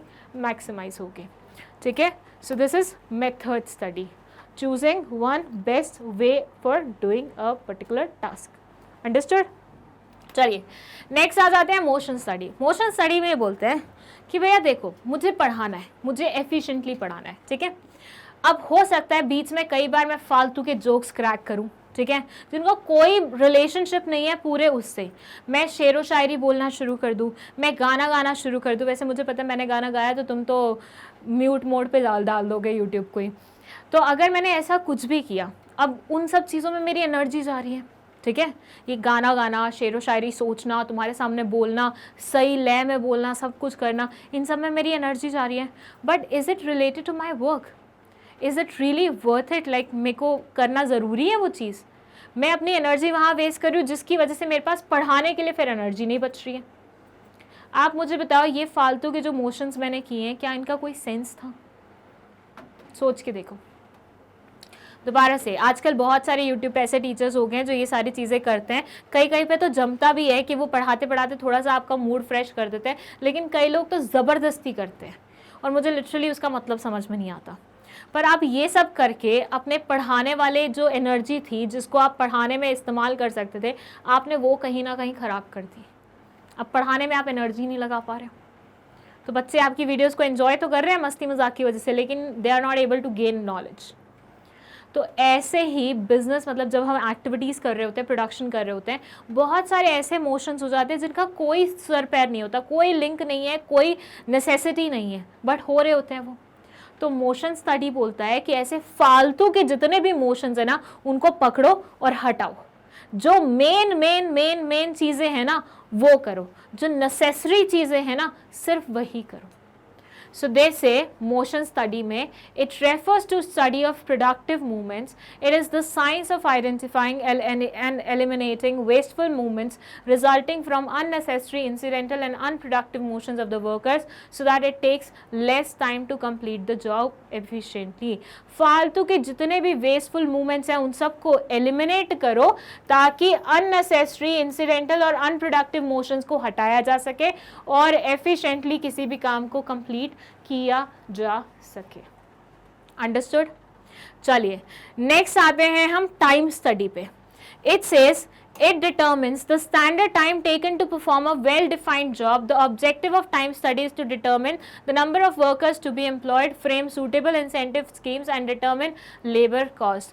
ये बोलते हैं कि भैया एक स्टैंडर्ड टाइम एक पर्टिकुलर टास्क को कंप्लीट करने का. फॉर से मुझे पता है कि प्रिंसिपल्स ऑफ मैनेजमेंट को 2 घंटे के वीडियो में पढ़ाया जा सकता है, तो ये स्टैंडर्ड टाइम है इस पर्टिकुलर चैप्टर को पढ़ाने का, इस पर्टिकुलर टास्क को कंप्लीट करने का. अब मैं लोगों को अगर ये बता दूंगी तो वो कोशिश करेंगे ना 2 घंटे के अंदर ही इसे पढ़ाने का, राइट. 4 घंटे, 5 घंटे, 10 घंटे फालतू के वेस्ट नहीं करेंगे. तो किसी भी काम को करने के लिए कितना स्टैंडर्ड टाइम रिक्वायर्ड होता है वो हम डिसाइड करते हैं टाइम स्टडी में. किसी भी टास्क को कंप्लीट करने में कितना टाइम, कितना स्टैंडर्ड टाइम लगेगा वो हम डिसाइड करते हैं टाइम स्टडी में. ठीक है, आया समझ इतना? चलें आगे. एक बार मैं लास्ट में रिवाइज भी करा दूंगी इसे. Fatigue study. अब देखो मैं आती हूँ यहाँ पे, ठीक है, मैं पढ़ाती हूँ थोड़ी देर, फिर मुझे पता है कि अब पढ़ाते पढ़ाते मुझे बहुत देर हो गई है. Now I need a break. Like मुझे थोड़ा सा पानी पीना है या फिर मुझे 5 मिनट बैठना है बिकॉज मैं चलते फिरते थोड़ा सा थक गई हूँ, राइट. हर इंसान को होता है. आप ऑफिस में काम कर रहे हो, किसी भी नेचर का काम कर रहे हो, आप इवन स्किल वाला काम कर रहे हो, आप दिहाड़ी मजदूर हो, आप कोई भी नेचर का काम हो आपका, हर एक इंसान की बॉडी को आफ्टर सम टाइम थोड़ी रेस्ट की आवश्यकता होती है. तभी तो जैसे स्कूल में हम पढ़ने जाते तो हमारे ब्रेक्स होते थे ना, और कई बार स्कूल की ड्यूरेशन बढ़ जाती थी, 1 ब्रेक की जगह 2 ब्रेक्स हो जाते थे. हम ऑफिस आते हैं, ऑफिस में भी जो रेगुलर जॉब करते हैं 10 to 6 वाली, उन सब के लिए बीच में एक ब्रेक वाला टाइम होता है जिसमें वो खाना वाना खाते हैं, अपने आप को थोड़ा रेस्ट देते हैं, होता है ना. तो फैटीग स्टडी में हम ये पता लगाते हैं कि जब इंसान लगातार काम करता रहता है तो कितने इंटरवल के बाद उसे ब्रेक की रिक्वायरमेंट होती है. Fatigue study seeks to determine time and frequency of rest intervals in completing a task. एक टास्क को कंप्लीट करने में बीच में कितनी बार रेस्ट इंटरवल्स लगेंगे वो डिसाइड करना फैटीग स्टडी का काम होता है. The rest interval will enable workers to regain their lost stamina thereby avoiding accident, rejection and industrial sickness. ये बोलते हैं कि भैया देखो कोई भी इंसान काम करते करते थक जाता है, ठीक है, उसका स्टेमिना खत्म हो जाता है. जैसे अगर मैं लगातार पढ़ा रही हूँ 4 घंटे हो गए, मैं लगातार पढ़ाई जा रही हूँ, तो कहीं ना कहीं मेरी एफिशिएंसी थोड़ी सी कम नहीं होगी, कहीं ना कहीं मेरी आवाज़ थोड़ी सी ऐसे कुछ और बोल रही हूँ, कुछ और नहीं निकलना शुरू हो जाएगा, होगा ना ऐसा. तो इससे क्या हो रहा है, मतलब मैंने अपना स्टैमिना फुल ऑन यूटिलाइज कर लिया, मेरे पास स्टैमिना बचा ही नहीं है और पढ़ाने का, तो मुझे थोड़ी सी ब्रेक लगेगी फिर. तो वही चीज़ है कि ऐसे स्टैमिना बिल्कुल लूज़ करके सिक होने का कोई सेंस नहीं बनता है. आप थोड़ा सा पहले ब्रेक ले लीजिए, अपने आप को रिचार्ज कर लीजिए और उसके बाद दोबारा से पढ़ाना स्टार्ट कर दीजिए. तो फैटीग स्टडी में रेस्ट इंटरवल्स की फ्रीक्वेंसी डिसाइड की जाती है. देन है डिफरेंशियल पीस वेट सिस्टम. देखिए ये क्या बोलते हैं, ये बोलते हैं कि ऑर्गेनाइजेशन में अलग अलग तरीके के लोग आते हैं. कुछ ऐसे लोग होते हैं जो बहुत एफिशिएंट होते हैं, कुछ ऐसे लोग होते हैं जो बिल्कुल एफिशिएंट नहीं होते हैं. जैसे स्कूल की बात करें, क्लास, तुम अपने क्लासमेट्स का ही एग्जांपल ले लो, अपने क्लास में ही देख लो, कुछ ऐसे बच्चे होते हैं जिनको बिना बोले वो पढ़ाई करना शुरू करते हैं, और कुछ बच्चों को बोल के भी वो पढ़ाई नहीं करते ना. फिर ये जो अच्छे से पढ़ते हैं उनके अच्छे मार्क्स आ जाते हैं, जो अच्छे से नहीं पढ़ते हैं उनके कम मार्क्स आते हैं. Same case differential piece wage rate के साथ है. ये बोलते हैं जो जितना अच्छा परफॉर्म कर रहा है उसको उतना बढ़िया पेमेंट दो, और जो जितना बेकार परफॉर्म कर रहा है उसको उतना कम पेमेंट दो. मतलब यहाँ पे तुम्हारी पेमेंट तुम्हारे काम के ऊपर डिपेंड करेगी. अगर मैंने दिन में 5 टी-शर्ट बनाई है तो मुझे 5 टी-शर्ट का पैसा मिलेगा. किसी ने 3 टी-शर्ट बनाई है तो उसको 3 टी-शर्ट का पैसा मिलेगा. हर रोज हर कोई अलग अलग पैसा कमा के जाएगा अकॉर्डिंग टू द काम उन्होंने जो किया होगा उस ऑर्गेनाइजेशन में उस पर्टिकुलर डे में. मैंने किसी दिन 10 टी-शर्ट बना ली तो मुझे 10 टी-शर्ट का पैसा मिलेगा. किसी ने अगर मान लीजिए 15 टी-शर्ट बना ली तो उसे 15 टी-शर्ट का पैसा मिलेगा. मतलब उसको आज मुझसे ज़्यादा पैसा मिला है. क्यों मिला है? क्योंकि वेज रेट सिस्टम डिफरेंट था, differential wage piece rate system था, मतलब जो जितना काम करता है उसको उसी के अकॉर्डिंग पेमेंट दो, ताकि एफिशिएंट और इनएफिशिएंट वर्कर्स के बीच में हम पहले तो बाइफिकेशन कर सकें, हम पता लगा पाए कि ये एफिशिएंट वर्कर्स हैं, वो इनएफिशिएंट वर्कर्स हैं, and at the same time ऐसे इनएफिशिएंट वर्कर्स को हम थोड़ा सा मोटिवेट कर पाए कि भैया देख लो, तुम्हारे सामने वो उतना काम करके जा रहा है, उसको इतनी पेमेंट मिल के जा रही है, वो अपने बच्चे को रोज़ कुछ नया नया कुल्फ़ी ये वो खिला रहा है, और तुम्हारा बच्चा रोज़ क्रिप कर रहा है कि पानी पूरी तक नहीं खिला पा रहे तुम उसे, और अचानक से मुझे पानी पूरी की बहुत बुरी क्रेविंग होने लगी है। Anyways, differential piece weight system बोलता है this differentiates efficient and inefficient workers and links wages and productivity. The standard output per day is established and two piece rates are used, higher for those who achieve up to or more than standard output and efficient workers and lower for inefficient. दो piece weight rates रखते हैं जिसमें हम efficient को अच्छा वाला देते हैं, ज़्यादा वाला देते हैं, inefficient को हम कम वाला देते हैं। क्यों देते हैं? क्योंकि उन्होंने स्टैंडर्ड से ऊपर परफॉर्म किया था, इन्होंने स्टैंडर्ड्स के नीचे परफॉर्म किया था, और इससे कहीं ना कहीं हम उन्हें मोटिवेट भी करते हैं अपनी परफॉर्मेंस इम्प्रूव करने के लिए। इससे जेलसी भी आ सकती है ऑन वन नोट, लेकिन अगर बंदा अच्छा होगा तो वो उसको मोटिवेशनल तरीके से भी लेगा। ठीक है, यहाँ पे अब शुरू हो रहे हैं फ्यूल के प्रिंसिपल्स, लेकिन उससे पहले एक बार टेक्निक्स को दोबारा से मैं आपको हल्के में समझा देती हूँ। ये सारी टेक्निक्स थी हमारी, ठीक है, हमने इससे शुरू किया था। फंक्शनल फॉर्मेनशिप 2 बातें बोलता था, प्लानिंग और एग्जीक्यूशन दोनों अलग अलग हैं। प्लानिंग के अंदर 4 एक्सपर्ट्स हैं, एग्जीक्यूशन के अंदर 4 एक्सपर्ट्स हैं।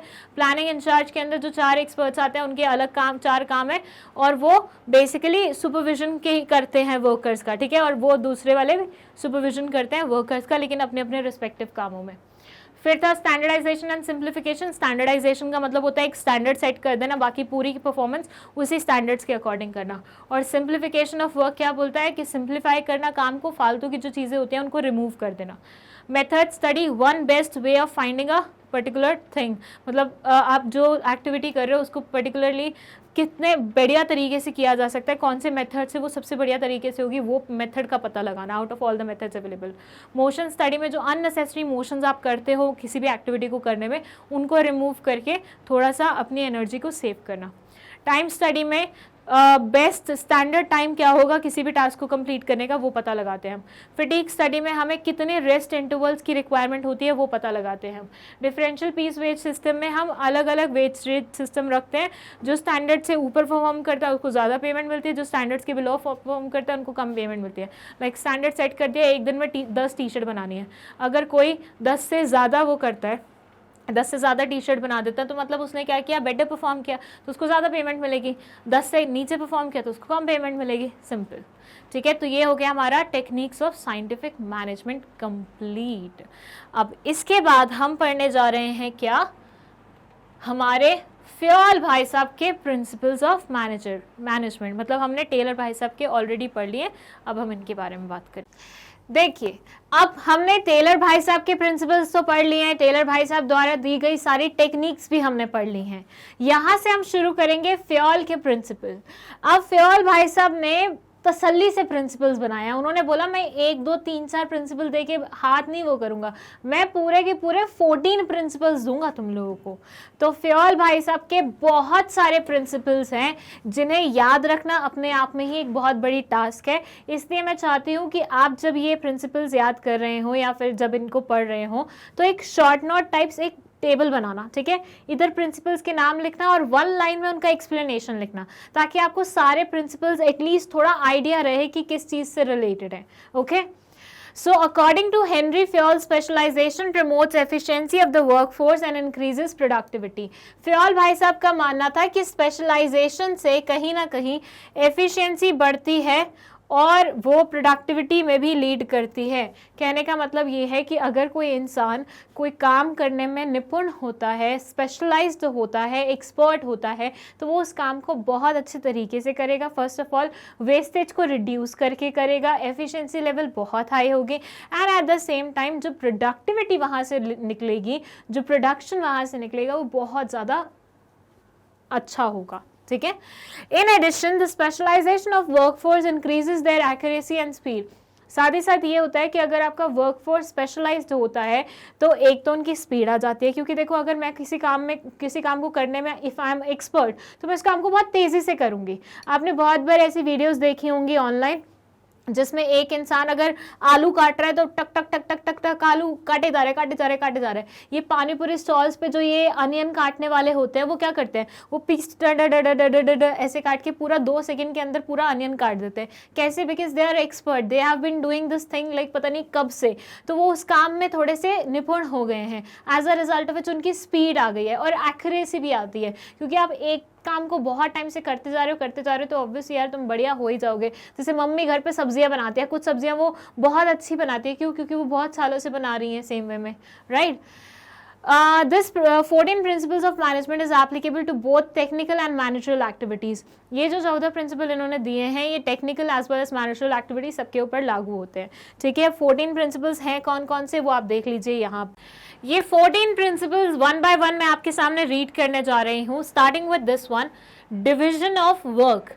सेकेंड है authority and responsibility, then discipline, unity of command, unity of direction, subordination of individual interest, remuneration, degree of centralization, scalar chain, order, equity, stability of tenure of personal, initiative, spirit de corps। ये सारे principles, मतलब देखने में बहुत सारे principles लग रहे हैं और बच्चे डर भी जाते हैं कि 14 प्रिंसिपल्स कैसे याद रखेंगे। तो मेरा एक सिंपल सा तरीका है इसको याद करवाने का, कैसे देख लीजिए एक बार। कुछ नहीं करना है, पता है जो मैं शॉर्ट नोट्स में आपको बोलती हूँ ना कि ये बना लो बहुत फायदेमंद होगा, वो एक्चुअली आपको मान लेना चाहिए, क्योंकि बहुत फायदेमंद होता है। जिन भी बच्चों ने आज तक उसे वो किया है ना पूरा, वो हमेशा बोलते हैं रिजल्ट आने के बाद कि मैम उस चीज़ ने हमें बहुत मदद करी थी। ऐसे एक टेबल बनाओ, ठीक है, सिंपल सी, यहाँ पे लिखो प्रिंसिपल्स, ठीक है, ऊपर लिखो फ्योल भाई साहब के प्रिंसिपल है, ठीक है। उसके बाद प्रिंसिपल में यहाँ पे लिखो एक्सप्लेनेशन या फिर पर्टिकुलर्स। यहाँ नाम लिखोगे division of work. Division of work क्या बोलता है, अगर तुम उसे एक आधे वर्ड में सम अप कर सकते हो तो वेल एंड गुड, नहीं कर सकते हो तो एटलीस्ट एक लाइन लिख दो। फिर उसके बाद सेकंड प्रिंसिपल लिखो, उसकी लाइन लिख दो। थर्ड प्रिंसिपल लिखो, उसकी एक लाइन लिख दो। मतलब ज्यादा डिटेल में नहीं जाना, बिल्कुल बिल्कुल वो जो होता है ना समरी, सार, वो लिखना है तुम्हें यहाँ पे। और पेपर से पहले बस उसको लास्ट मोमेंट देख के चले जाना। कोई प्रिंसिपल तुम पेपर में भूल जाओ तो मेरा नाम बदल देना, मतलब लिटरली मत लेना, क्योंकि वो तुम्हारे भूलने की उस पर भी डिपेंड करता है तुम कितना याद रख पाते हो। बट अगर तुम ये करोगे तो I'm pretty sure तुम नहीं भूलोगे किसी भी प्रिंसिपल को, ठीक है। हम यहाँ से शुरू करते हैं डिवीजन ऑफ वर्क से पढ़ना, ठीक है। और एक बार लास्ट में फिर से यहाँ पे आएंगे, मैं आपको 1 मिनट के अंदर पूरा रिवाइज करवा दूंगी, ओके। डिवीजन ऑफ वर्क में वो सिंपल सी चीज बोलते हैं, नाम पे जाओ थोड़ा सा प्रिंसिपल पे। डिवीजन ऑफ वर्क मतलब काम को आपने टुकड़ों में बांट दिया है, और जो काम जिस इंसान, मतलब जो इंसान आपको लग रहा है वो काम करने में एक्सपर्ट है, उसको पकड़ा दिया। इसका अगर मैं एग्जाम्पल दूं आपको तो ऐसे मानिए, एक शर्ट बनाने का बिजनेस था किसी का, ठीक है, किसी का बिजनेस था शर्ट बनाने का। उसने क्या किया, उसने अपने पूरे काम को, अपने पूरे ऑपरेशंस को छोटे छोटे टुकड़ों में बांटा। लाइक पहला था कपड़े को काटने वाला काम, ठीक है, कपड़े को काटने वाला काम। उसके बाद था उसे सिलने वाला काम। अब सिलाई मशीन में कोई याद नहीं आ रही कैसे बनती है, बट ठीक है ऐसे मान लो, ठीक है, सिलने वाला काम। उसके बाद था उस पे बटन स्टक करने वाला काम। उसके बाद था उसको आयरन करने का काम। ऐसे कुछ दिखती है ना, यहाँ से पकड़ते हैं और फिर वो लगा होता है स्विच में। तो क्या था, पूरा शर्ट बनाने के लिए आपको पहले कपड़ा काटना पड़ेगा मेजरमेंट्स के अकॉर्डिंग, मतलब 2 काम हो गए हैं। उसके बाद उसे सिलना पड़ेगा, उसके बाद उस पर बटन स्टक करने पड़ेंगे, और उसके बाद उसको आयरन करना पड़ेगा, और फिर आपकी शर्ट रेडी होगी। तो पूरी एक्टिविटी को क्या किया आपने, छोटे छोटे पार्ट्स में डिवाइड कर दिया। अब आप सिलने का काम किसको, काटने का काम किसको दोगे, जिसको अच्छी तरह काटना आता है। सिलने का काम किसको दोगे? जिसको सिलाई बहुत अच्छे से करनी आती है। जैसे अभी लॉकअप में पूनम पांडे बहुत अच्छी सिलाई कर रही थी, तो ऐसे आपको चूज करना पड़ेगा कौन अच्छा सिलाई कर सकता है। उसके बाद बटन स्टक करने का काम किसको दोगे? जिसको बटन अच्छे से लगाने आते हैं, प्रॉपर्ली लगाने आते हैं। और आयनिंग का काम किसको दोगे? जिसको प्रेस करना बहुत अच्छे से आता है। यही करोगे ना? तो आपने पूरे काम को छोटे छोटे पार्ट्स में डिवाइड किया और हर वो पार्ट उस रिस्पेक्टिव इंसान को दे दिया जो वो काम करने में एक्सपर्ट था। Understood? So it says work is divided in small tasks or job, and a trained specialist who is competent enough to perform that job does each work. Thus it leads to greater efficiency, specialization, increased productivity. मतलब इससे क्या होगा? क्योंकि आप एक बात समझिए यहाँ पे, आप जब बोल रहे हैं कि वो जो बंदा एक्सपर्ट था आपने उसको वो काम दिया है, जो बंदा एक्सपर्ट है वो काम करने में, एक तो वो स्पीड से काम करेगा क्योंकि वो एक्सपर्ट है, उसको पहले से आता है वो काम और वो बहुत आराम से उसे कर सकता है। सेकेंडली वो उसमें वेस्टेज नहीं करेगा, because again he is pro है, तो मतलब वेस्टेज का तो सवाल ही नहीं उठता। तो आपका काम एफिशिएंटली होगा, एफिशिएंट और इफेक्टिवली होगा, वेस्टेजेस बिल्कुल कम होंगी और स्पीड बड़ी तेज़ होएगी। ठीक है? सो इसलिए आपका काम अगर आपको अच्छे से कराना है तो डिविजन ऑफ वर्क कराइए। Thus it leads to efficiency, specialisation, increase productivity. अब सेकेंड है अथॉरिटी एंड रिस्पॉन्सिबिलिटी। ये बोलते हैं, फॉर एग्जाम्पल मैं क्लास टीचर हूँ, ठीक है, मैंने क्लास में एक बच्चे को बोला कि I am making you the monitor of this class, तुम्हें हैंडल करना है कि सब डिसिप्लिन वे में रहे। ठीक है, तो मैंने बोला उन्हें डिसिप्लिन में रखना है सबको, मैं तुम्हें ये आदेश दे रही हूँ। और मैंने उसको ये क्या दिया? रिस्पॉन्सिबिलिटी दिया, that this is your responsibility to mind the class. ठीक है, अब मैं उसको रिस्पॉन्सिबिलिटी तो दे के चली गई, लेकिन प्रिंसिपल के कैबिन में जाने से पहले मैंने उसको अथॉरिटी तो दी नहीं, उसको पावर तो दी नहीं कि कोई बच्चा अगर शोर करे तो उसको क्लास से बाहर निकाल देना, उसको पनिशमेंट दे देना, उसको खड़ा कर देना, उसके हाथ ऊपर करवा देना। वो पावर तो मैंने उसको दी नहीं। अब मैंने किसी इंसान को ड्यूटी दे दी है, लेकिन वो ड्यूटी करने के लिए उसको पावर नहीं दी। क्या वो इंसान इफेक्टिवली काम कर पाएगा? Answer is no.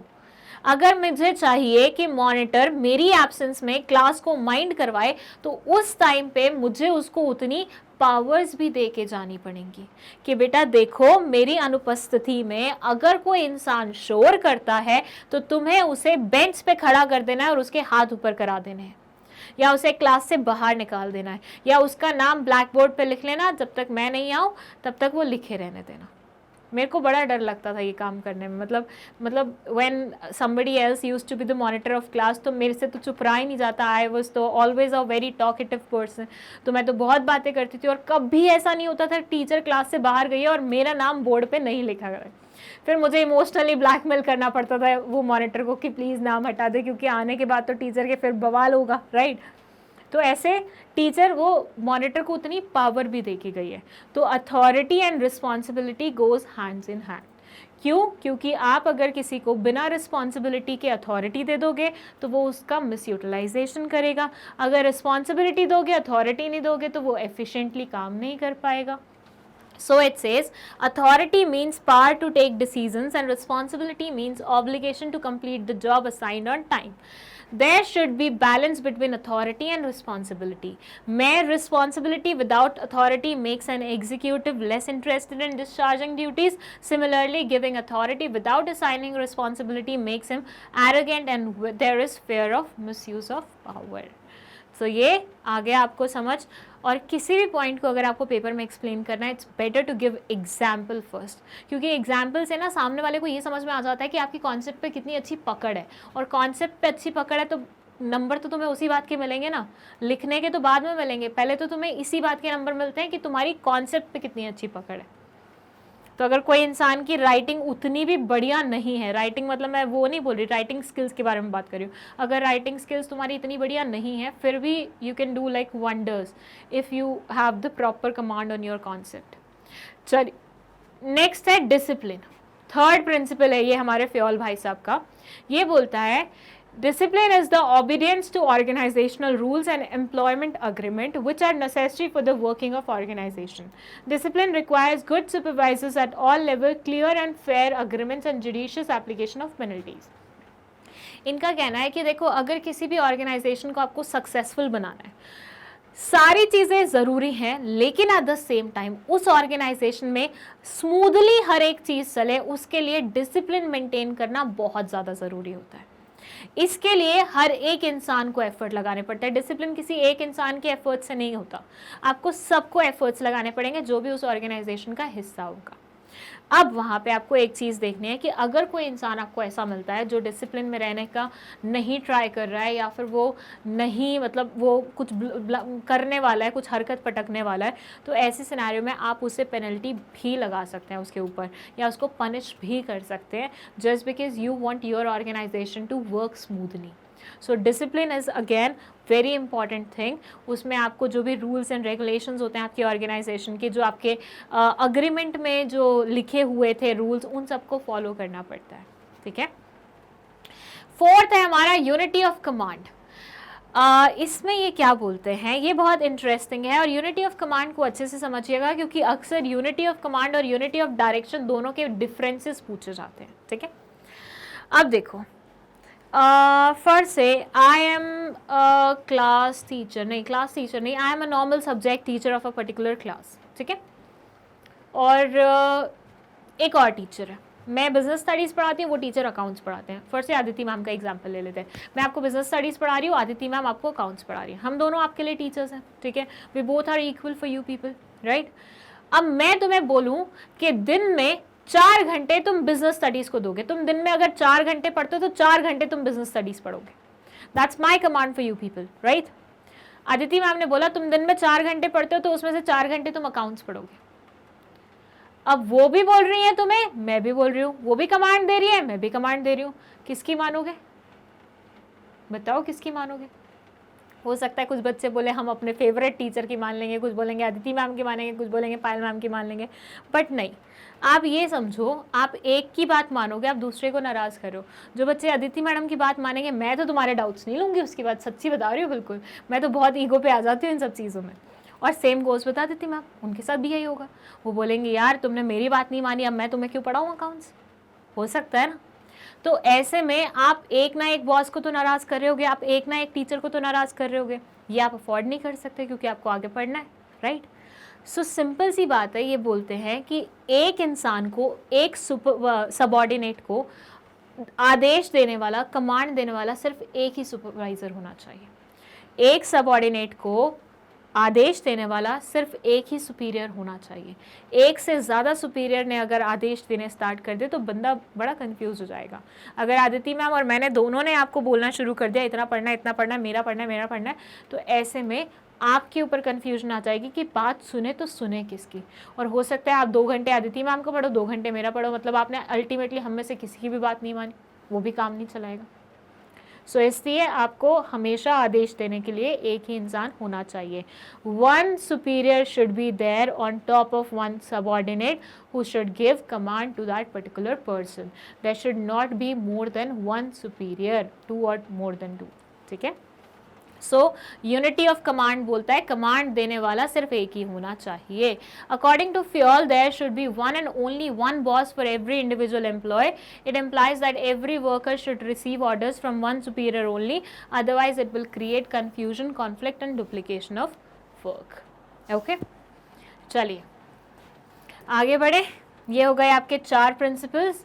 अब आ गया है यूनिटी ऑफ डायरेक्शन, और इसके बाद आएगा यूनिटी ऑफ डायरेक्शन और यूनिटी ऑफ कमांड का डिफरेंट, ठीक है, वो भी पढ़ेंगे हम। तो यूनिटी ऑफ डायरेक्शन क्या बोलता है ये समझ लेते हैं हम।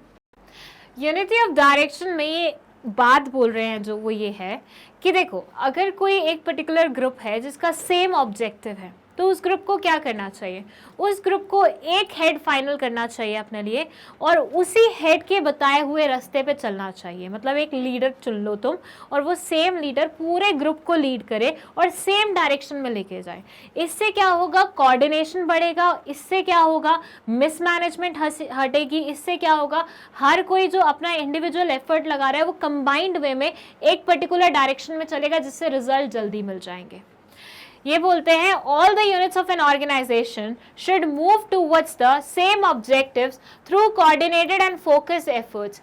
Each group of activities have the same objective, must have one head and one plan. पूरे ग्रुप के लिए एक हेड और एक प्लान आपको वो रखना चाहिए ताकि ये मिलके एक पर्टिकुलर वे में चल सके, जिससे यूनिटी आए एक्शंस में और कोऑर्डिनेशन बैठे।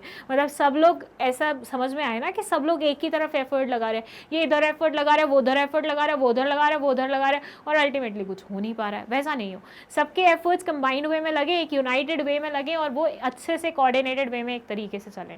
ठीक है, चलिए नेक्स्ट हमारा है difference between unity and command. जैसे कि मैंने आपको पहले ही बताया था, इसका डिफरेंस यूजुअली पूछा जाता है, तो अच्छे से पढ़ लीजिए। यूनिटी ऑफ कमांड में ये बोलते हैं मीनिंग में, unity of command refers to the principle of management that states that one should get orders from one and report to only one boss. एक इंसान को ऑर्डर देने के लिए एक ही सुपीरियर होना चाहिए और उसी सुपीरियर को वो जाके रिपोर्टिंग करे। एक से ज़्यादा अगर सुपीरियर्स होंगे तो एक इंसान कंफ्यूज हो जाएगा कि मैं कौन से वाले सुपीरियर की बात सुनूं। ठीक है, सेकेंड यहाँ ये बोलते हैं unity of direction is a management principal which implies that all the activities with the same objective must have one head and one plan. सारे लोग जो एक ग्रुप से बिलोंग करते हैं, जिनका सेम ऑब्जेक्टिव होता है, उन्हें यूनाइटेड चलने के लिए एक हेड और एक प्लान फॉलो करना चाहिए ताकि उनके सबके एफर्ट्स सेम डायरेक्शन में लग सके। पर्पस होता है इसका टू प्रिवेंट ड्यूअल सबऑर्डिनेशन। इसका पर्पस क्या है कि भैया एक से ज़्यादा इंसान एक इंसान को वो ना करे, बॉस ना बने एक इंसान का और ऑर्डर्स ना दे, ड्यूअल सबऑर्डिनेशन को कैंसिल करता है। और ये बोलता है to prevent duplication of activities, activities को डुप्लीकेट ना, मतलब ये अपने एफर्ट्स लगा रहा था, ये अपने एफर्ट्स लगा रहा था, बाद में पता चला दोनों सेम एफर्ट्स लगा रहे थे, मतलब सेम काम में सेम काम कर रहे थे, तो वो काम एक ही बार करना चाहिए था, लेकिन दो लोगों ने सेम काम कर दिया, मतलब यहाँ पे वेस्टेज हो गई एक के एफर्ट्स की। वो चीज़ नहीं होनी चाहिए, इसके लिए ये किया जाता है। इम्प्लीकेशन क्या होता है? Effects on individual employee. इससे एक इंडिविजुअल एम्प्लॉय इफेक्ट होता है, जबकि इससे पूरी की पूरी ऑर्गेनाइजेशन इम्पैक्ट में जा सकती है, इसके ऊपर इफेक्ट डाल सकती है, मतलब पूरे ऑर्गेनाइजेशन के ऊपर इसका इफेक्ट हो सकता है। Then they say outcome the principle leads to effective functioning of subordinates. अगर मान लीजिए यूनिटी ऑफ कमांड को आप पूरा करते हैं, फॉलो करते हैं, आपके यहाँ पे हमेशा एक बॉस ही रहता है एक जूनियर को ऑर्डर देने के लिए, तो उससे क्या होगा, पूरे ऑर्गेनाइजेशन की सबऑर्डिनेट्स की स्पेशली इफेक्टिव फंक्शनिंग होगी। Whereas unity of direction की बात करें तो ये बोलता है the principle results in coordination of work of various employees and managers. बहुत सारे मैनेजर्स और एम्प्लॉयज़ के वर्क के कोऑर्डिनेशन का मतलब कोऑर्डिनेशन में मदद करता है। अल्टीमेटली इसका गोल कोऑर्डिनेशन ही रहता है। रिलेशनशिप की बात करें तो it represent relationship between superior and subordinate. Starting से ही बात बताती रही हूँ, एक सबऑर्डिनेट को मतलब एक ही बॉस से ऑर्डर मिलना चाहिए, एक ही सुपीरियर से ऑर्डर मिलना चाहिए, तो उन दोनों के बारे में भी बात हो रही है ना। यहाँ पे represents relationship of activities as per organisational plans and goals. पूरे ऑर्गेनाइजेशन एज अ होल की बात हो रही है। नीड की बात करें तो ये बोलते हैं to fix the responsibility of each person in the organisation. यहाँ पे हर इंसान की रिस्पॉन्सिबिलिटी फिक्स करने के लिए किया जाता है for efficient functioning of organisational activities. Organisational activities की इफेक्टिव फंक्शनिंग हो, ढंग से हो सारा काम, वो इंश्योर करने के लिए हम ये वाला प्रिंसिपल फॉलो करते हैं। ठीक है, तो ये हो गए हमारे total 6 differences between unity of command and unity of direction. I hope आपको ये समझ में आ गए होंगे। मैं थोड़ा साइड हो जाती हूँ सो दैट आप स्क्रीनशॉट ले लें। लीजिए जल्दी जल्दी इसका भी। Now let's talk about our 6th principle जो फ्योल भैया ने हमें दिया था। वो कौन सा था? Subordination of individual interest to general interest. ये क्या बोलता है वो पढ़ लेते हैं। Subordination of individual interest to general interest क्या बोलता है? देखो थोड़ा सा नाम पे जाना। यहाँ पे ये बोल रहे हैं कि भैया देखो, एक इंसान जब एक ऑर्गेनाइजेशन ज्वाइन करता है, ठीक है, वो अपने खुद के कुछ इंटरेस्ट को ध्यान में रखते हुए उस ऑर्गेनाइजेशन को ज्वाइन कर रहा होगा, लेकिन अल्टीमेटली अगर वो ऑर्गेनाइजेशन ज्वाइन कर लेता है तो उसको प्रायोरिटी पे कौन सा काम रखना चाहिए? प्रायोरिटी पे किससे रखना चाहिए? ऑर्गेनाइजेशन को या फिर खुद को? ऑर्गेनाइजेशन के इंटरेस्ट को या फिर खुद के इंटरेस्ट को? एक चीज़ जो यहाँ पे समझना लायक है ना, वो ये है कि अगर ऑर्गेनाइजेशन ग्रो करेगा ना तभी तुम ग्रो कर रहे होगे। ऑर्गेनाइजेशन के इंटरेस्ट सेटिस्फाइड होंगे ना तभी तुम्हारे इंटरेस्ट सेटिस्फाइड हो पाएंगे। अगर तुम अपने इंटरेस्ट सेटिस्फाइड करने में पहले पहुंच गए ना तो ऑर्गेनाइजेशन कहीं ना कहीं बीच में ही अटक जाएगा और फिर तुम्हारा भी कुछ भला हो नहीं पाएगा। जो लोग अपनी ही कंपनीज के राज राइवल कंपनीज जो को जाके बता देते हैं और खुद पैसे कमा लेते हैं, वो वहाँ पे अपने इंडिविजुअल इंटरेस्ट को सोच रहे होते हैं, which is a bad thing, और उससे तुम्हारे ऑर्गेनाइजेशन को हार्म पहुँचेगा। और तुम्हें भी तो कौन सा वो हायर कर लेंगे दूसरी कंपनी वाले, उनको लगेंगे ये अपनी कंपनी का सगा नहीं हुआ, हमारा कहाँ से होगा। तो अल्टीमेटली लॉन्ग रन में तुम्हारी तो जॉब चली गई, क्योंकि तुमने अपनी ऑर्गेनाइजेशन को खुद डुबवा दिया, दूसरी ऑर्गेनाइजेशन ने तुम्हें हायर नहीं किया। और अगर तुम्हारा नाम ऐसी ऑर्गेनाइजेशन के साथ जुड़ा होगा जो कि चलते चलते बंद हो गई, तो ऐसे सिनेरियो में तुम्हें आगे भी कोई हायर करना पसंद नहीं करेगा। तो तुमने कहीं ना कहीं अपने इंडिविजुअल इंटरेस्ट के बारे में सोच के अपनी ऑर्गेनाइजेशन को जो हार्म पहुंचाया, उससे तुम्हें ही कहीं ना कहीं वो हो गई, प्रॉब्लम हुई ना। तो हमेशा ध्यान रखो कि अपने खुद के इंडिविजुअल जो इंटरेस्ट होते हैं उनको सबऑर्डिनेट मानो, और जो कंपनी के गोल्स हैं, कंपनी के इंटरेस्ट हैं, उनको सुप्रीम मानो। ठीक है, तो ये बोलते हैं the interest of an organisation should take priority over the interest of any individual employee. Individual employee के जो इंटरेस्ट होते हैं उसके ऊपर प्रायोरिटी किसे मिलनी चाहिए? ऑर्गेनाइजेशन के इंटरेस्ट को मिलनी चाहिए। In simple words, the organisation interest to be prioritise over individual interest. फिर आती है रेम्यूनरेशन ऑफ एम्प्लॉयज। ये क्या बोलती है? ये बोलती है कि हर इंसान जो आपकी ऑर्गेनाइजेशन को ज्वाइन करता है वो रिटर्न में कुछ पैसे कमाना चाहता है, राइट? हाँ जी, बिल्कुल, कम पैसे कमाना चाहता है। अब ऐसे सिनेरियो में अगर किसी इंसान को जितना पैसा वो सोच के आया है या जितने एफर्ट्स वो लगा रहा है उतना ना मिले रिटर्न में, तो कहीं ना कहीं उसका थोड़ा सा इंटरेस्ट नहीं लूज हो जाएगा। मैं बोलूँ, मैंने मैग्नेट ब्रेन्स ज्वाइन किया बहुत सारी महत्वाकांक्षाओं के साथ। अब मैं यहाँ पे अपना 100% भी दे रही हूँ, बट ये लोग मुझे पैसे देते हुए बड़ा रुला रहे हैं, पिटा रहे हैं। मतलब 2-2 महीने की सैलरी क्रेडिट नहीं करते हैं मेरे अकाउंट में। ये मैं एग्जांपल दे रही हूँ, ऐसा बिल्कुल भी नहीं है, ठीक है। तो 2-2 महीने की सैलरी क्रेडिट नहीं करते हैं, देते हैं तो बहुत ही मतलब पार्ट्स में देते हैं, इंस्टॉलमेंट्स में देंगे, बहुत कम सैलरी है, बहुत ही मतलब मेरे को बुरा हाल कर रखा है। तो ऐसे सिनेरियो में क्या मैं मैग्नेट ब्रेन्स को अपना 100% डेडिकेशन दे पाऊँगी? I will think of joining somewhere else, right? यही होता है ना नॉर्मली। तो ये बोलते हैं जब भी आप अपने एम्प्लॉयज़ को यहाँ पे अपने ऑर्गेनाइजेशन में हायर करते हैं, एक बात आप ध्यान रखा कीजिए कि हर ऑर्गेनाइजेशन में जो एम्प्लॉयज़ काम कर रहे हैं उनकी कुछ एक्सपेक्टेशंस होती हैं। वो जितना काम कर रहे हैं ना, उनके बदले में उनको उतना पैसा भी मिलना चाहिए। So it says the overall pay and compensation should be fair to both employees and the organization. Organization और employees दोनों के लिए fair होना चाहिए। You भी ना हो कि organization भर भर के दे रहा है, मतलब खुद के reserves को वो खाली करते जा रहा है लेकिन बंदे को वो कर रहा है, वैसा भी नहीं होना चाहिए। और vice versa भी नहीं होना चाहिए कि जितना उसका बनता है उससे कम तुम उसे दे रहे हो। The employees should be given fair wages so that they can have a reasonable standard of living. Wages should be within the paying capacity of the organization. Wages हमेशा पेइंग कैपेसिटी के विदिन होनी चाहिए और reasonable standard maintain हो जाए employ का, वो ensure करना आपकी रिस्पॉन्सिबिलिटी बनती है। ये नहीं कि वो भूख से मर रहा है, उसके पास पैसे नहीं है और तुम उससे काम कराए जा रहे हो, ऐसा नहीं होना चाहिए। ठीक है, ये दो लोगों के बीच का रिलेशनशिप है, एक तरफ ऑर्गेनाइजेशन है और एक तरफ एम्प्लॉय है, और इनके बीच का रिलेशनशिप क्या होना चाहिए? इक्वल होना चाहिए कि उसको भी उतना, मतलब वो भी उतना अफोर्ड कर सकता है देना और वो भी अच्छा स्टैंडर्ड ऑफ लिविंग अफोर्ड कर पा रहा है विद दैट वेजेस। ये दोनों ही इंश्योर करना इस पर्टिकुलर प्रिंसिपल का मोटो है। चलिए नेक्स्ट है सेंट्रलाइजेशन एंड डिसेंट्रलाइजेशन। ये क्या बोलते हैं, एक बार पढ़ लेते हैं अपन। देखिए, सेंट्रलाइजेशन का मतलब होता है जब ऑर्गेनाइजेशन में पूरी की पूरी पावर कुछ सिलेक्टेड हाथों में होती है। ठीक है, मतलब जितना भी डिसीजन मेकिंग होगा यही लोग करेंगे।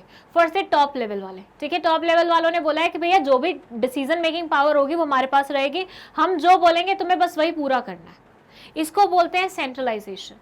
और डिसेंट्रलाइजेशन बिल्कुल इसका उल्टा होता है, वहां पे पावर्स डिवाइडेड होती हैं, डिस्ट्रीब्यूटेड होती हैं, बहुत सारे लोगों को मौका मिलता है डिसीजन मेकिंग का। ठीक है, हर लेवल पे उस लेवल के जो क्वेश्चंस होते हैं उनके आंसर वो खुद करते हैं। वहां पे ऐसे सेलेक्टेड हाथों में कोई पावर नहीं बाइफिकेटेड होती, तो पूरा डिस्ट्रीब्यूशन होगा पावर का, दैट इज कॉल्ड डिसेंट्रलाइजेशन। ये बोलते हैं कि कंप्लीट सेंट्रलाइजेशन भी सही चीज नहीं है, क्योंकि ऐसे में ना बहुत स्टिफ हो जाती है ऐसी ऑर्गेनाइजेशन। मतलब कंपनी में नीचे लेवल वाले लोगों को लगता है यार हमारी तो कोई से ही नहीं है, हमारी तो कोई बात ही नहीं सुनता, हमारे तो कोई वो मतलब ही नहीं बनते, हमारी वैल्यू ही नहीं है। और डिसेंट्रलाइजेशन में कहीं ना कहीं हो सकता है कि कोई अपना पावर्स का मिस यूटिलाइजेशन करे, या हो सकता है वो सक्षम ना हो वो पर्टिकुलर डिसीजन मेकिंग में, लेकिन वो फिर भी ले ले। तो ये बोलते हैं कि आज की डेट में बेस्ट होता है कॉम्बिनेशन सेंट्रलाइजेशन और डिसेंट्रलाइजेशन का, कि कुछ सेलेक्टेड क्वेश्चंस के आंसर तो सेंट्रलाइजेशन से दिए जाएंगे और कुछ सेलेक्टेड चीज़ों पे डिस्कशन डिसेंट्रलाइजेशन के अकॉर्डिंग होगा। तो ये मिक्सचर आज की डेट में अच्छा कॉम्बिनेशन बैठता है। It says centralization means concentration of decision-making authority with some, whereas its dispersal among more than one person is decentralization. Both should be balanced as no organization can be completely centralized or completely decentralized. आज की date में दोनों ही चीज़ें possible नहीं हो पाती because companies afford नहीं कर पाती इन सब चीज़ों को, इसलिए एक कॉम्बिनेशन बढ़िया सा बिठाना चाहिए। फिर है स्केलर चेन। ये बोलते हैं कि हर एक ऑर्गेनाइजेशन में एक लाइन ऑफ कम्युनिकेशन होनी चाहिए और सारी कम्युनिकेशन उसी के थ्रू, उसी पर्टिकुलर वे के थ्रू होनी चाहिए। जैसे अगर मान लीजिए ऐसे है ABCODEF, तो ऐसे चल रहा है ना, तो ऐसे ही चलना चाहिए, A से B, B से C, C से O, O से D, D से E, E से F, इस तरह का कम्युनिकेशन सिस्टम होना चाहिए। लेकिन एट द सेम टाइम अगर मान लीजिए कुछ अर्जेंट मैटर है तो उसमें डायरेक्ट कॉन्टैक्ट भी अलाउड होना चाहिए, जिसको हम बोलते हैं गैंग प्लैंक। ठीक है, काफ़ी बार इससे रिलेटेड क्वेश्चन आता है। ये क्या है? ये है कि नॉर्मली हम जो वे अपनाते हैं वो थोड़ा टाइम टेकिंग होता है बिकॉज हर एक बंदे को इन्वॉल्व करके आपको उसको पार करना होता है, लेकिन कभी कभी बहुत अर्जेंटली मतलब डील करने वाले मैटर्स भी होते हैं, अर्जेंसी वाले मैटर भी होते हैं, तो उसमें एक इंसान डायरेक्टली दूसरे इंसान तक पहुंच पाए, इसके लिए एक वे निकाला हुआ है जिसे हम गैंग प्लैंक बोलते हैं। So it says the formal lines of authority and communication between superiors and subordinates from the highest to the lowest rank is known as scalar chain. इस पूरे सिस्टम को हम scalar chain बोलते हैं। This chain should not be violated, but in case of emergency, employees at same level can contact through gangplank by informing their immediate superiors. इस chain को usually आपको violate नहीं करना चाहिए। अगर A को कुछ communicate करना है F को, तो उसे B के पास जाना चाहिए, फिर C के पास, फिर O, फिर D, फिर E, फिर F के पास। लेकिन कभी अर्जेंटली मैटर आ जाते तो उसमें डायरेक्टली कॉन्टैक्ट कर सकता है, लेकिन अपने सुपीरियर्स को इन्फॉर्म करके। एंड अगेन उस चीज़ को क्या बोलते हैं हम? उस चीज़ को हम बोलते हैं गैंग प्लैंक। अंडरस्टूड? चलिए, नेक्स्ट प्रिंसिपल है हमारा ऑर्डर। ये बोलते हैं कि अगर मान लीजिए कभी ऑर्गेनाइजेशन में ऐसा होता है कि जो चीज़ जहाँ पे आपको पिछली बार दिखी थी, नेक्स्ट टाइम आप गए उस चीज़ को लेने के लिए, वहाँ नहीं दिखी, वो कहीं और मिली। फिर उसके बाद नेक्स्ट टाइम आपको फिर से उस चीज़ की ज़रूरत थी तो वो यहाँ पे भी नहीं मिली, वहाँ पे भी नहीं मिली, कहीं और मिली। ऐसे में आपको ढूंढने में कितना टाइम लग जाएगा? मैनेजर तुम्हारा आज इस कैबिन में बैठा है, कल उस कैबिन में बैठा है, परसों उसमें, और परसों अगले दिन मिल ही नहीं रहा कहाँ बैठा है। तो ऐसे में आपको हाफ ऑफ द टाइम तो उस इंसान को ढूंढने में लग जाएगा या उस चीज़ को ढूंढने में लग जाएगा जो आपको चाहिए। तो इससे क्या हो रहा है? आपकी एनर्जी वेस्ट हो रही है। आपको अगर डायरेक्टली वो इंसान एक पर्टिकुलर कैबिन में बैठा हुआ मिलता तो आप डायरेक्टली जाते, बात करते, वापस आ जाते। Now you are searching for that particular person और घूम रहे हो पूरे ऑफिस में, कितना टाइम वेस्ट हो रहा है बताओ। सो ये बोलते हैं according to Fayol, people and material, दोनों के बारे में बात हुई है, लोग as well as material should be in suitable places at appropriate time for maximum efficiency. हर एक चीज़ और हर एक इंसान का एक सिस्टमैटिक बैठने का या रखने का प्लेस होना चाहिए जिसपे वो हमेशा मिले, ताकि किसी को भी उसको ढूंढना नहीं पड़े इधर उधर। A place for everything and everyone and everything and everyone should be in designated place। 2 बार आ गया everything और anyone। ये बोल रहे हैं कि हर एक चीज़ का, हर एक बंदे का एक designated place होना चाहिए जिसको वहाँ पे ही मिलना चाहिए। जैसे मैग्नेट ब्रेन्स में बुक्स, हर टीचर बुक इस्तेमाल करता है, ठीक है। हर एक टीचर ने पता नहीं 5-6 बुक्स लेके रखे हैं, कुछ टीचर्स ने तो और ज़्यादा बुक्स लेके रखी हुई हैं। तो ऐसे में अगर मान लीजिए बुक्स ऐसे ऐसे पड़ी रहेंगी तो टीचर्स को रेफरेंस के लिए भागना पड़ेगा इधर उधर, बड़ी टेंशन हो जाएगी। तो यहाँ पे हमने एक रिस्पेक्टिव कबर्ड बनाई हुई है जिसके अंदर सारी बुक्स मिल जाती हैं। किसी भी टीचर को कोई भी बुक चाहिए आपको वहाँ पे मिल जाएगी। तो वो क्या है? मतलब ऑर्डर मेंटेन किया हुआ है। तो प्लेसेस और इंसान हो या मटेरियल हो, हर एक चीज़ का एक रिस्पेक्टिव प्लेस डिसाइड कर दो ताकि वो चीज़ वहीं पे मिले और आपका टाइम वेस्ट ना हो उसको सर्च करने के चक्कर में। फिर है इक्विटी। इक्विटी क्या बोलता है कि good sense and experience are needed to ensure fairness to all employees who should be treated as fairly as possible. The working environment of an organisation should be free from all forms of principles of justice and this and that, all forms of, यहाँ पे आना चाहिए biasness, ठीक है। ये बोलते हैं कि ऑर्गेनाइजेशन में कभी आप ये मत करो कि तू लड़का है तू लड़की है, तेरी कम सैलरी होगी तेरी ज़्यादा सैलरी होगी, तू एससी कैटेगरी का है तू एसटी कैटेगरी का है, तू ओबीसी कैटेगरी का है तू जनरल कैटेगरी का है। ये सब बाइफिकेशन नहीं होना चाहिए। ऑर्गेनाइजेशन में आपको हर एक इंडिविजुअल इंसान को एज उसकी फेस वैल्यू पे लेना चाहिए, उसे as a human being treat करना चाहिए। For you everybody should be equal, no matter that particular person is handicap, no matter that particular person is fair skin और of dull skin, whatever might be the case, आपको हर एक person को face value पे लेना चाहिए और equally सबके साथ डील करना चाहिए, इक्विटी मेंटेन करनी चाहिए, जस्टिस रखना चाहिए, बायसनेस नहीं करनी चाहिए। ये हैं आपके लास्ट 3 प्रिंसिपल्स, ध्यान से समझिएगा इन्हें भी। फर्स्ट है स्टेबिलिटी, 12th है स्टेबिलिटी ऑफ पर्सनल। आपके ऑर्गेनाइजेशन में इंसान आया इंसान गया, इंसान आया इंसान गया, इंसान आया इंसान गया, ये नहीं होना चाहिए। इंसान आए और मजबूर हो जाए आपकी ऑर्गेनाइजेशन में रहने के लिए, और ये मजबूर फोर्सफुल वाला नहीं होना चाहिए, खुद की मर्जी से, कि उसका कहीं और जाने का मन ही ना करे। आपकी ऑर्गेनाइजेशन इतनी अच्छी होनी चाहिए, आपकी ऑर्गेनाइजेशन में लोगों की स्टेबिलिटी होनी चाहिए कि people are coming and people are staying there. It says employee turnover should be minimized to maintain organizational efficiency. A personnel should be selected and appointed after rigorous procedure, and the selected person should be kept at the post for a minimum tenure to show results. हर एक इंसान को आपको minimum time period के लिए एक particular post पे रखना चाहिए ताकि उसके रिजल्ट्स आपको अच्छे से देखने को मिल जाए, और उसका सिलेक्शन भी बहुत अच्छे रिगरस तरीके से होना चाहिए ताकि बाद में आपको ये ना लगे कि इसको तो जल्दबाजी में रख लिया है तो ढंग से काम ही नहीं कर पा रहा है, अब निकालो इसको। ऐसा नहीं होना चाहिए।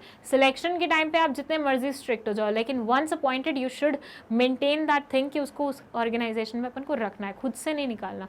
वो अब जाना चाहे because of their own priorities तो वो अलग बात है, आप रोक नहीं सकते हो किसी भी जाने वाले को, बट आप नहीं निकालो। देयर है इनिशिएटिव। इनिशिएटिव बोलता है workers should be encouraged to develop and carry out their plan for improvements. Initiative means taking the first step with self motivation, it is thinking out and executing the plan. ये बोलते हैं कि भैया देखो organisation में ना at least इतनी freedom होनी चाहिए कि अगर मुझे खुल के अपनी बात बोलनी है ना तो मुझे सोचना नहीं पड़े। मतलब जैसे अगर मान लो मैग्नेट ब्रेन्स की मीटिंग हो रही है टीचर्स की, ठीक है, स्नेहा मैम बैठ के कुछ पूछ रही हैं, और ऐसा नहीं होना चाहिए कि हम टीचर्स बोल ही नहीं पा रहे, हम बहुत फ्रीली बोलते हैं कि मैम हमें लगता है ये चीज़ ऐसे होनी चाहिए, ये चीज़ ऐसे होनी चाहिए, वो चीज़ ऐसे होनी चाहिए, ये होना चाहिए, वो होना चाहिए। तो इससे क्या होगा कि हमारे अंदर भी कॉन्फिडेंस आएगा कि हमारी बात सुनी जा रही है, सामने वाले को भी लगेगा पार्टिसिपेट कर रहे हैं लोग। तो हमेशा वर्कर्स को इनिशिएटिव रखने के लिए मौका देना चाहिए। आपके यहाँ पे एटलीस्ट इतनी फ्रीडम होनी चाहिए कि सामने वाले को लगे कि हाँ मेरे ओपिनियंस की, मेरी चीज़ों की कदर है यहाँ पे। फिर है स्पिरिट दे कॉर्प्स, ये लास्ट है और थोड़ा सा डिफरेंट लैंग्वेज में है। ये बोलते हैं management should promote team spirit, unity and harmony among employees. सबसे ज़्यादा जो चीज़ मैटर करती है वो होती है टीम स्पिरिट। अगर आपकी ऑर्गेनाइजेशन में बढ़िया से बढ़िया लोग हैं लेकिन आपस में उनका कोऑर्डिनेशन नहीं है, आपस में उनकी कोई स्पिरिट नहीं बैठती है, टीम स्पिरिट नहीं है, वो अपना अलग प्रूव करने में लगा है, वो अपना अलग प्रूव करने में लगा है, वो अपना अलग, वो अपना अलग, ऐसे में आपकी ऑर्गेनाइजेशन कभी ग्रो नहीं कर पाएगी।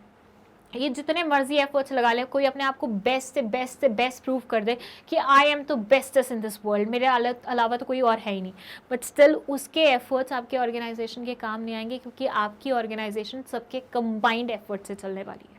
तो टीम स्पिरिट एक बहुत ज़्यादा इंपॉर्टेंट चीज़ है जो कि मैटर करती है किसी भी ऑर्गेनाइजेशन के लिए। ठीक है, तो ये हो गया आपके 14 प्रिंसिपल्स। एक बार मैं आपको हल्के से फिर रिवाइज करा देती हूँ यहाँ पे ले जाके, ठीक है।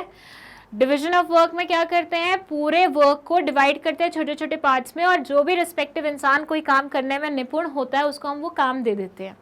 सेकेंड है अथॉरिटी एंड रिस्पॉन्सिबिलिटी। अथॉरिटी और रिस्पॉन्सिबिलिटी में बैलेंस होना चाहिए, हैंड इन हैंड चलती है ये दोनों चीज़ें। किसी को अगर आप पावर दे रहे हो तो साथ में रिस्पॉन्सिबिलिटी भी दो, मतलब ड्यूटी भी दो, किसी को आप ड्यूटी दे रहे हो तो साथ में पावर भी दो, ठीक है। फिर डिसिप्लिन, मतलब ऑर्गेनाइजेशन में आपको डिसिप्लिन मेंटेन करना चाहिए, जो नहीं मान रहे हैं बात उनके ऊपर पेनल्टी लगाओ। यूनिटी ऑफ कमांड मतलब एक सबऑर्डिनेट को एक ही सुपीरियर से ऑर्डर मिलना चाहिए। यूनिटी ऑफ डायरेक्शन मतलब सब अगर सेम ऑब्जेक्टिव्स रखे हुए हैं तो उनका एक हेड और एक प्लान होना चाहिए ताकि उनके सारे एफर्ट्स कोऑर्डिनेटेड वे में एक ही डायरेक्शन में चलें। सबऑर्डिनेशन ऑफ इंडिविजुअल इंटरेस्ट में ये बोलते हैं कि अपने इंटरेस्ट को थोड़ा सा तुम नीचे रखो, प्रायोरिटी दो पहले ऑर्गेनाइजेशन के इंटरेस्ट को। रेम्यूनरेशन, ऑर्गेनाइजेशन या फिर जहाँ पे ज़्यादा मेजॉरिटी का जहाँ पे स्टेक होता है उनके। रेम्यूनरेशन बोलता है कि भैया अगर किसी से उतना काम तुमने करवाया तो उसके बदले में उनको उतने पैसे भी दो, ठीक है, ताकि उनका भी अच्छे से स्टैंडर्ड ऑफ लिविंग मेंटेन हो सके and at the same time तुम भी ज़्यादा ना पे कर रहे हो सामने वाले इंसान को, ये भी इंश्योर करना। ये ना हो कि तुम लुटाते जा रहे हो सामने वाले को। Degree centralisation, decentralisation. सेंट्रलाइजेशन जब सारी की सारी डिसीजन मेकिंग पावर कुछ सिलेक्टेड हैंड में होती है, डिसेंट्रलाइजेशन जब पावर्स बाइफिकेटेड होते हैं। और फिर साथ में ये बोलते हैं कि आज की डेट में इन दोनों का कॉम्बिनेशन बेस्ट बैठता है।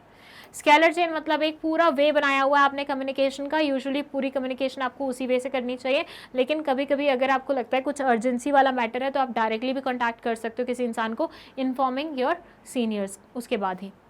ऑर्डर मतलब हर एक इंसान की और हर एक रिसोर्स की अपनी एक रिस्पेक्टिव जगह होनी चाहिए ऑर्गेनाइजेशन में, और हमेशा वो चीज़ वहीं पे मिलनी चाहिए ताकि लोगों को उसको ढूंढना ना पड़े। इक्विटी मतलब ऑर्गेनाइजेशन में हमेशा इक्वालिटी मेंटेन करो, लड़का हो लड़की हो, काला हो गोरा हो, मुस्लिम हो हिंदू हो, कुछ भी हो, हमेशा ऑर्गेनाइजेशन में एज एन इंडिविजुअल उसे रखा जाना चाहिए, ह्यूमन बीइंग रखा जाना चाहिए, ना कि लड़का लड़की और ये सब करके। Stability of tenure of personal मतलब किसी को रखते हो तो चाहे कितने भी स्ट्रिक्ट वे से क्यों ना उसको हायर करो, लेकिन एक बार रख लिया तो उसको निकालो मत, मतलब कोशिश करो उसको पूरा टाइम दिया जाए। इनिशिएटिव मतलब अपने ऑर्गेनाइजेशन में इतनी फ्रीडम तो रखो कि लोग अपनी बात खुल के बोल सकें। स्पिरिट दे कॉप्स, अपनी ऑर्गेनाइजेशन में टीम स्पिरिट मेंटेन करो, टीम स्पिरिट के बिना आपकी ऑर्गेनाइजेशन आगे नहीं बढ़ पाएगी, ठीक है। तो ये हो गए आपके पूरे 14 principles of fuel. I hope आपको ये अच्छे से समझ में आ गए होंगे। नाउ लेट्स मूव टू, पहले एक बार इसका स्क्रीनशॉट लेना चाहते हैं तो ले लीजिए, ये इसका स्क्रीनशॉट लीजिए। अब ये 2 प्रिंसिपल्स, नाउ दीज 2 प्रिंसिपल्स, इसका लीजिए। डिफरेंसेस का आई गेस आप लोग ले चुके हैं, 6th 7th 8th 9th 10th 11th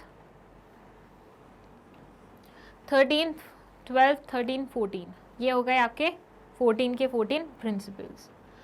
चलिए अब हम बात करेंगे फ्योल और टेलर भाई साहब के प्रिंसिपल्स और जो भी इनकी मान्यताएं थी, सोचना था उनके डिफरेंसेस के बारे में। ओके, सो डिफरेंसेस में इस तरफ लिखे हुए हैं बेसिस, यहाँ हेनरी फ्योल सर का नाम है और यहाँ पे टेलर भाई साहब का नाम है। तो यहाँ पे जो फर्स्ट पॉइंट है वो है बेसिस ऑफ फॉर्मेशन, कि ये दोनों ही ने बहुत सारे प्रिंसिपल्स दिए हैं, इन्होंने 4 दिए, उन्होंने 14 दिए हैं। तो इनके जो प्रिंसिपल्स हैं उनका फॉर्मेशन किस तरह से हुआ था, मतलब वो एग्जिस्टेंस में कैसे आए थे। तो फर्स्ट हेनरी फ्योल बोलते हैं पर्सनल एक्सपीरियंस से, मतलब इन्होंने पर्सनल एक्सपीरियंस में जो जो चीज़ें सीखी हैं वही सारी चीज़ें इन्होंने इम्प्लीमेंट करी हैं और प्रिंसिपल्स के फॉर्मेट में हम लोगों को दे दी हैं पढ़ने के लिए, ठीक है। और यहाँ पे टेलर भाई साहब ऑब्जर्वेशन और एक्सपेरिमेंट्स के बेसिस पे, मतलब इन्होंने बहुत सारे एक्सपेरिमेंट्स किए, वहाँ से कुछ कंक्लूजन्स निकल के आए और फिर वहाँ से वो कंक्लूजन्स को ऑब्जर्व करते हुए इन्होंने अपने जजमेंट फॉर्म करते हुए प्रिंसिपल्स बना दिए, ठीक है। नेक्स्ट है फोकस, ये बोलते हैं इनका फोकस रहता है ओवरऑल एडमिनिस्ट्रेशन को इम्प्रूव करने में, किस प्रकार से पूरे एडमिनिस्ट्रेशन को हम इम्प्रूव कर सकते हैं, बेटर बना सकते हैं, वो फोकस है इनका। जबकि टेलर भाई साहब का है concentrates on improving the productivity, ये प्रोडक्टिविटी पे ज़्यादा फोकस करते हैं कि एफिशिएंसी लेवल बढ़ाओ, एफिशिएंसी लेवल बढ़ेगा तो उससे प्रोडक्टिविटी बढ़ेगी, उससे और ज़्यादा जो ऑर्गेनाइजेशन है वो ग्रो कर पाएगा। थर्ड है एप्लीकेबिलिटी, ये यूनिवर्सली एप्लीकेबल होते हैं, जबकि एफडब्ल्यू टेलर भाई साहब के जो प्रिंसिपल्स हैं उनको स्पेशलाइज सिचुएशंस पे ही आप एप्लीकेबल कर सकते हो, मतलब जैसे कि फैक्ट्रीज वगैरह हो गई, वहाँ पे इनको एप्लीकेबल बनाया जा सकता है। पर्सपेक्टिव की बात करें तो ये टॉप लेवल मैनेजमेंट के पर्सपेक्टिव से देखते हैं और ये lower level shop floor level के, मतलब इसको कुछ भी बोल सकते हैं, लोअर लेवल या शॉप फ्लोर या ऑपरेशनल लेवल, उसके पर्सपेक्टिव से देखते हैं। पर्सनालिटी की बात करें, Fayol sir researcher practitioner and was called as the father of general management. अब इस वर्ड को अच्छे से, इस फ्रेज को अच्छे से याद रखना, रीजन भी यहाँ से बहुत बार एमसीक्यू पूछा जाता है या फिर कई बार केस स्टडी दी होती है, केस स्टडी में अचानक से आपसे पूछ लेते हैं बताओ भाई कौन है फादर ऑफ जनरल मैनेजमेंट, और उस टाइम पे अगर आप आपको याद नहीं रहा या आपको टेलर सर का नाम याद आ गया तो फिर दिक्कत हो जाएगी, ठीक है। ये भी फादर हैं लेकिन ये साइंटिफिक मैनेजमेंट के फादर हैं, ये फादर है जनरल मैनेजमेंट के। तो याद रखना GM और ये है हमारे SM, ठीक है। FW हमारे SM के हैं, जबकि हेनरी फ्योल सर है हमारे GF के हैं। अच्छा, इसको एक याद करने का तरीका बताऊं क्या? HEFG, हाँ ठीक है, एक याद करने का तरीका बताती हूँ। बताओ F के बाद क्या आता है? अल्फाबेट्स पढ़े हैं ना बचपन में, पढ़े ही होंगे, पता ही होगा F है ये और ये G है। तो F के बाद क्या आता है? G आता है, ठीक है। Whereas T से पहले क्या आता है? T से पहले आता है S, राइट। तो F मतलब फ्योल सर, इनके मैनेजमेंट के प्रिंसिपल्स कौन से होंगे? जनरल मैनेजमेंट के, ठीक है। और यहाँ पे T stands for Taylor sir और इनके क्या होंगे मैनेजमेंट के, कौन से फादर हैं ये?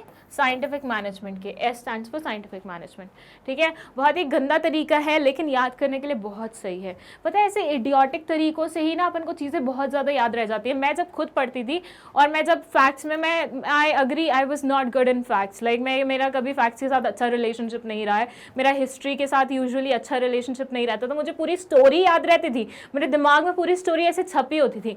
लेकिन जब बात आ जाती थी नाम बताओ, ईयर बताओ, वहीं पे मेरा सब खेल खराब हो जाता था। फिर I started using these things like in order to remember those facts। तो फिर ये चीज़ों ने मेरी काफ़ी मदद करी है। मैं ऐसी स्टोरी बनाती थी, मतलब मैंने फंडामेंटल ड्यूटीज़ की एक अलग से स्टोरी बनाई हुई है, जो एकदम से मैं बोलूँ और मुझे सारी स्टोरी, मतलब जितनी भी ड्यूटीज़ है वो सारी याद आ जाती हैं। तो ऐसे आप थोड़ा इडियोटिकपन से अपनी पढ़ाई कंप्लीट कर सकते हैं, ठीक है। कुछ कुछ चीज़ों पर वो रख सकते हैं, ठीक है। That was it। ये चैप्टर यहीं पे ख़त्म होता है, हमारा वन शॉट रिविजन हो गया है इस चैप्टर का। अब इसके साथ साथ मैं आपको बता दूं कि अगर आपको ये वीडियोस एक्सप्लोर करनी है वेबसाइट पे तो आप कैसे करेंगे। पहले आप magnetbrains.com टाइप करेंगे और जैसे ही आप वो टाइप करेंगे आपको एक वेब पेज खुला हुआ दिख जाएगा। यहाँ पे वन शॉट लिखा हुआ है, 12th क्लास का वन शॉट, 11th क्लास का, 10th का। तो अपन को किस में जाना है? 12th क्लास में जाना है। और ये हमें मिलेगा कहाँ पे? CBSE इंग्लिश मीडियम में वन शॉट रिविजन में, ठीक है। बाकी जितनी भी वीडियोस हैं नॉर्मल वाली वो क्लास 12th वाले सेक्शन में मिलेंगी, ठीक है। और टर्म 2 वाले जो स्पेसिफिक बच्चे हैं उनको यहाँ पे टर्म 2 में मिल जाएंगी, लेकिन वन शॉट आपको अलग से मिलेगा। तो ये वन शॉट में जाके आपको सारे वन शॉट एक्सप्लोर करने हैं, बहुत सारे वन शॉट्स हैं यहाँ पे आएगा बिजनेस स्टडीज़ का वन शॉट रिवीजन, ठीक है। तो इसमें सारी वीडियोस होंगी, आप क्लिक करेंगे, जैसे ही वीडियो खुल जाएगी आपके सामने आप मुझे देख सकते हैं, मैं आपको पढ़ा दूंगी पूरा फटाफट वे में, एंड दैट्स इट, आपका काम हो जाएगा। आई होप आपकी पढ़ाई बहुत अच्छी चल रही है और आपने अगर प्रीवियस चैप्टर की अभी तक वन शॉट रिविजन वीडियो नहीं देखी है फट से जाके देख लीजिए, और नेक्स्ट चैप्टर की बहुत ही जल्द आपके सामने वन शॉट रिविजन वीडियो आने वाली है, ठीक है। बाकी मैग्नेट ब्रेन्स पे आपको सब कुछ मिलता है, तो हर एक चीज़ का फ़ायदा उठाइए। That's it, thank you so much for watching this video.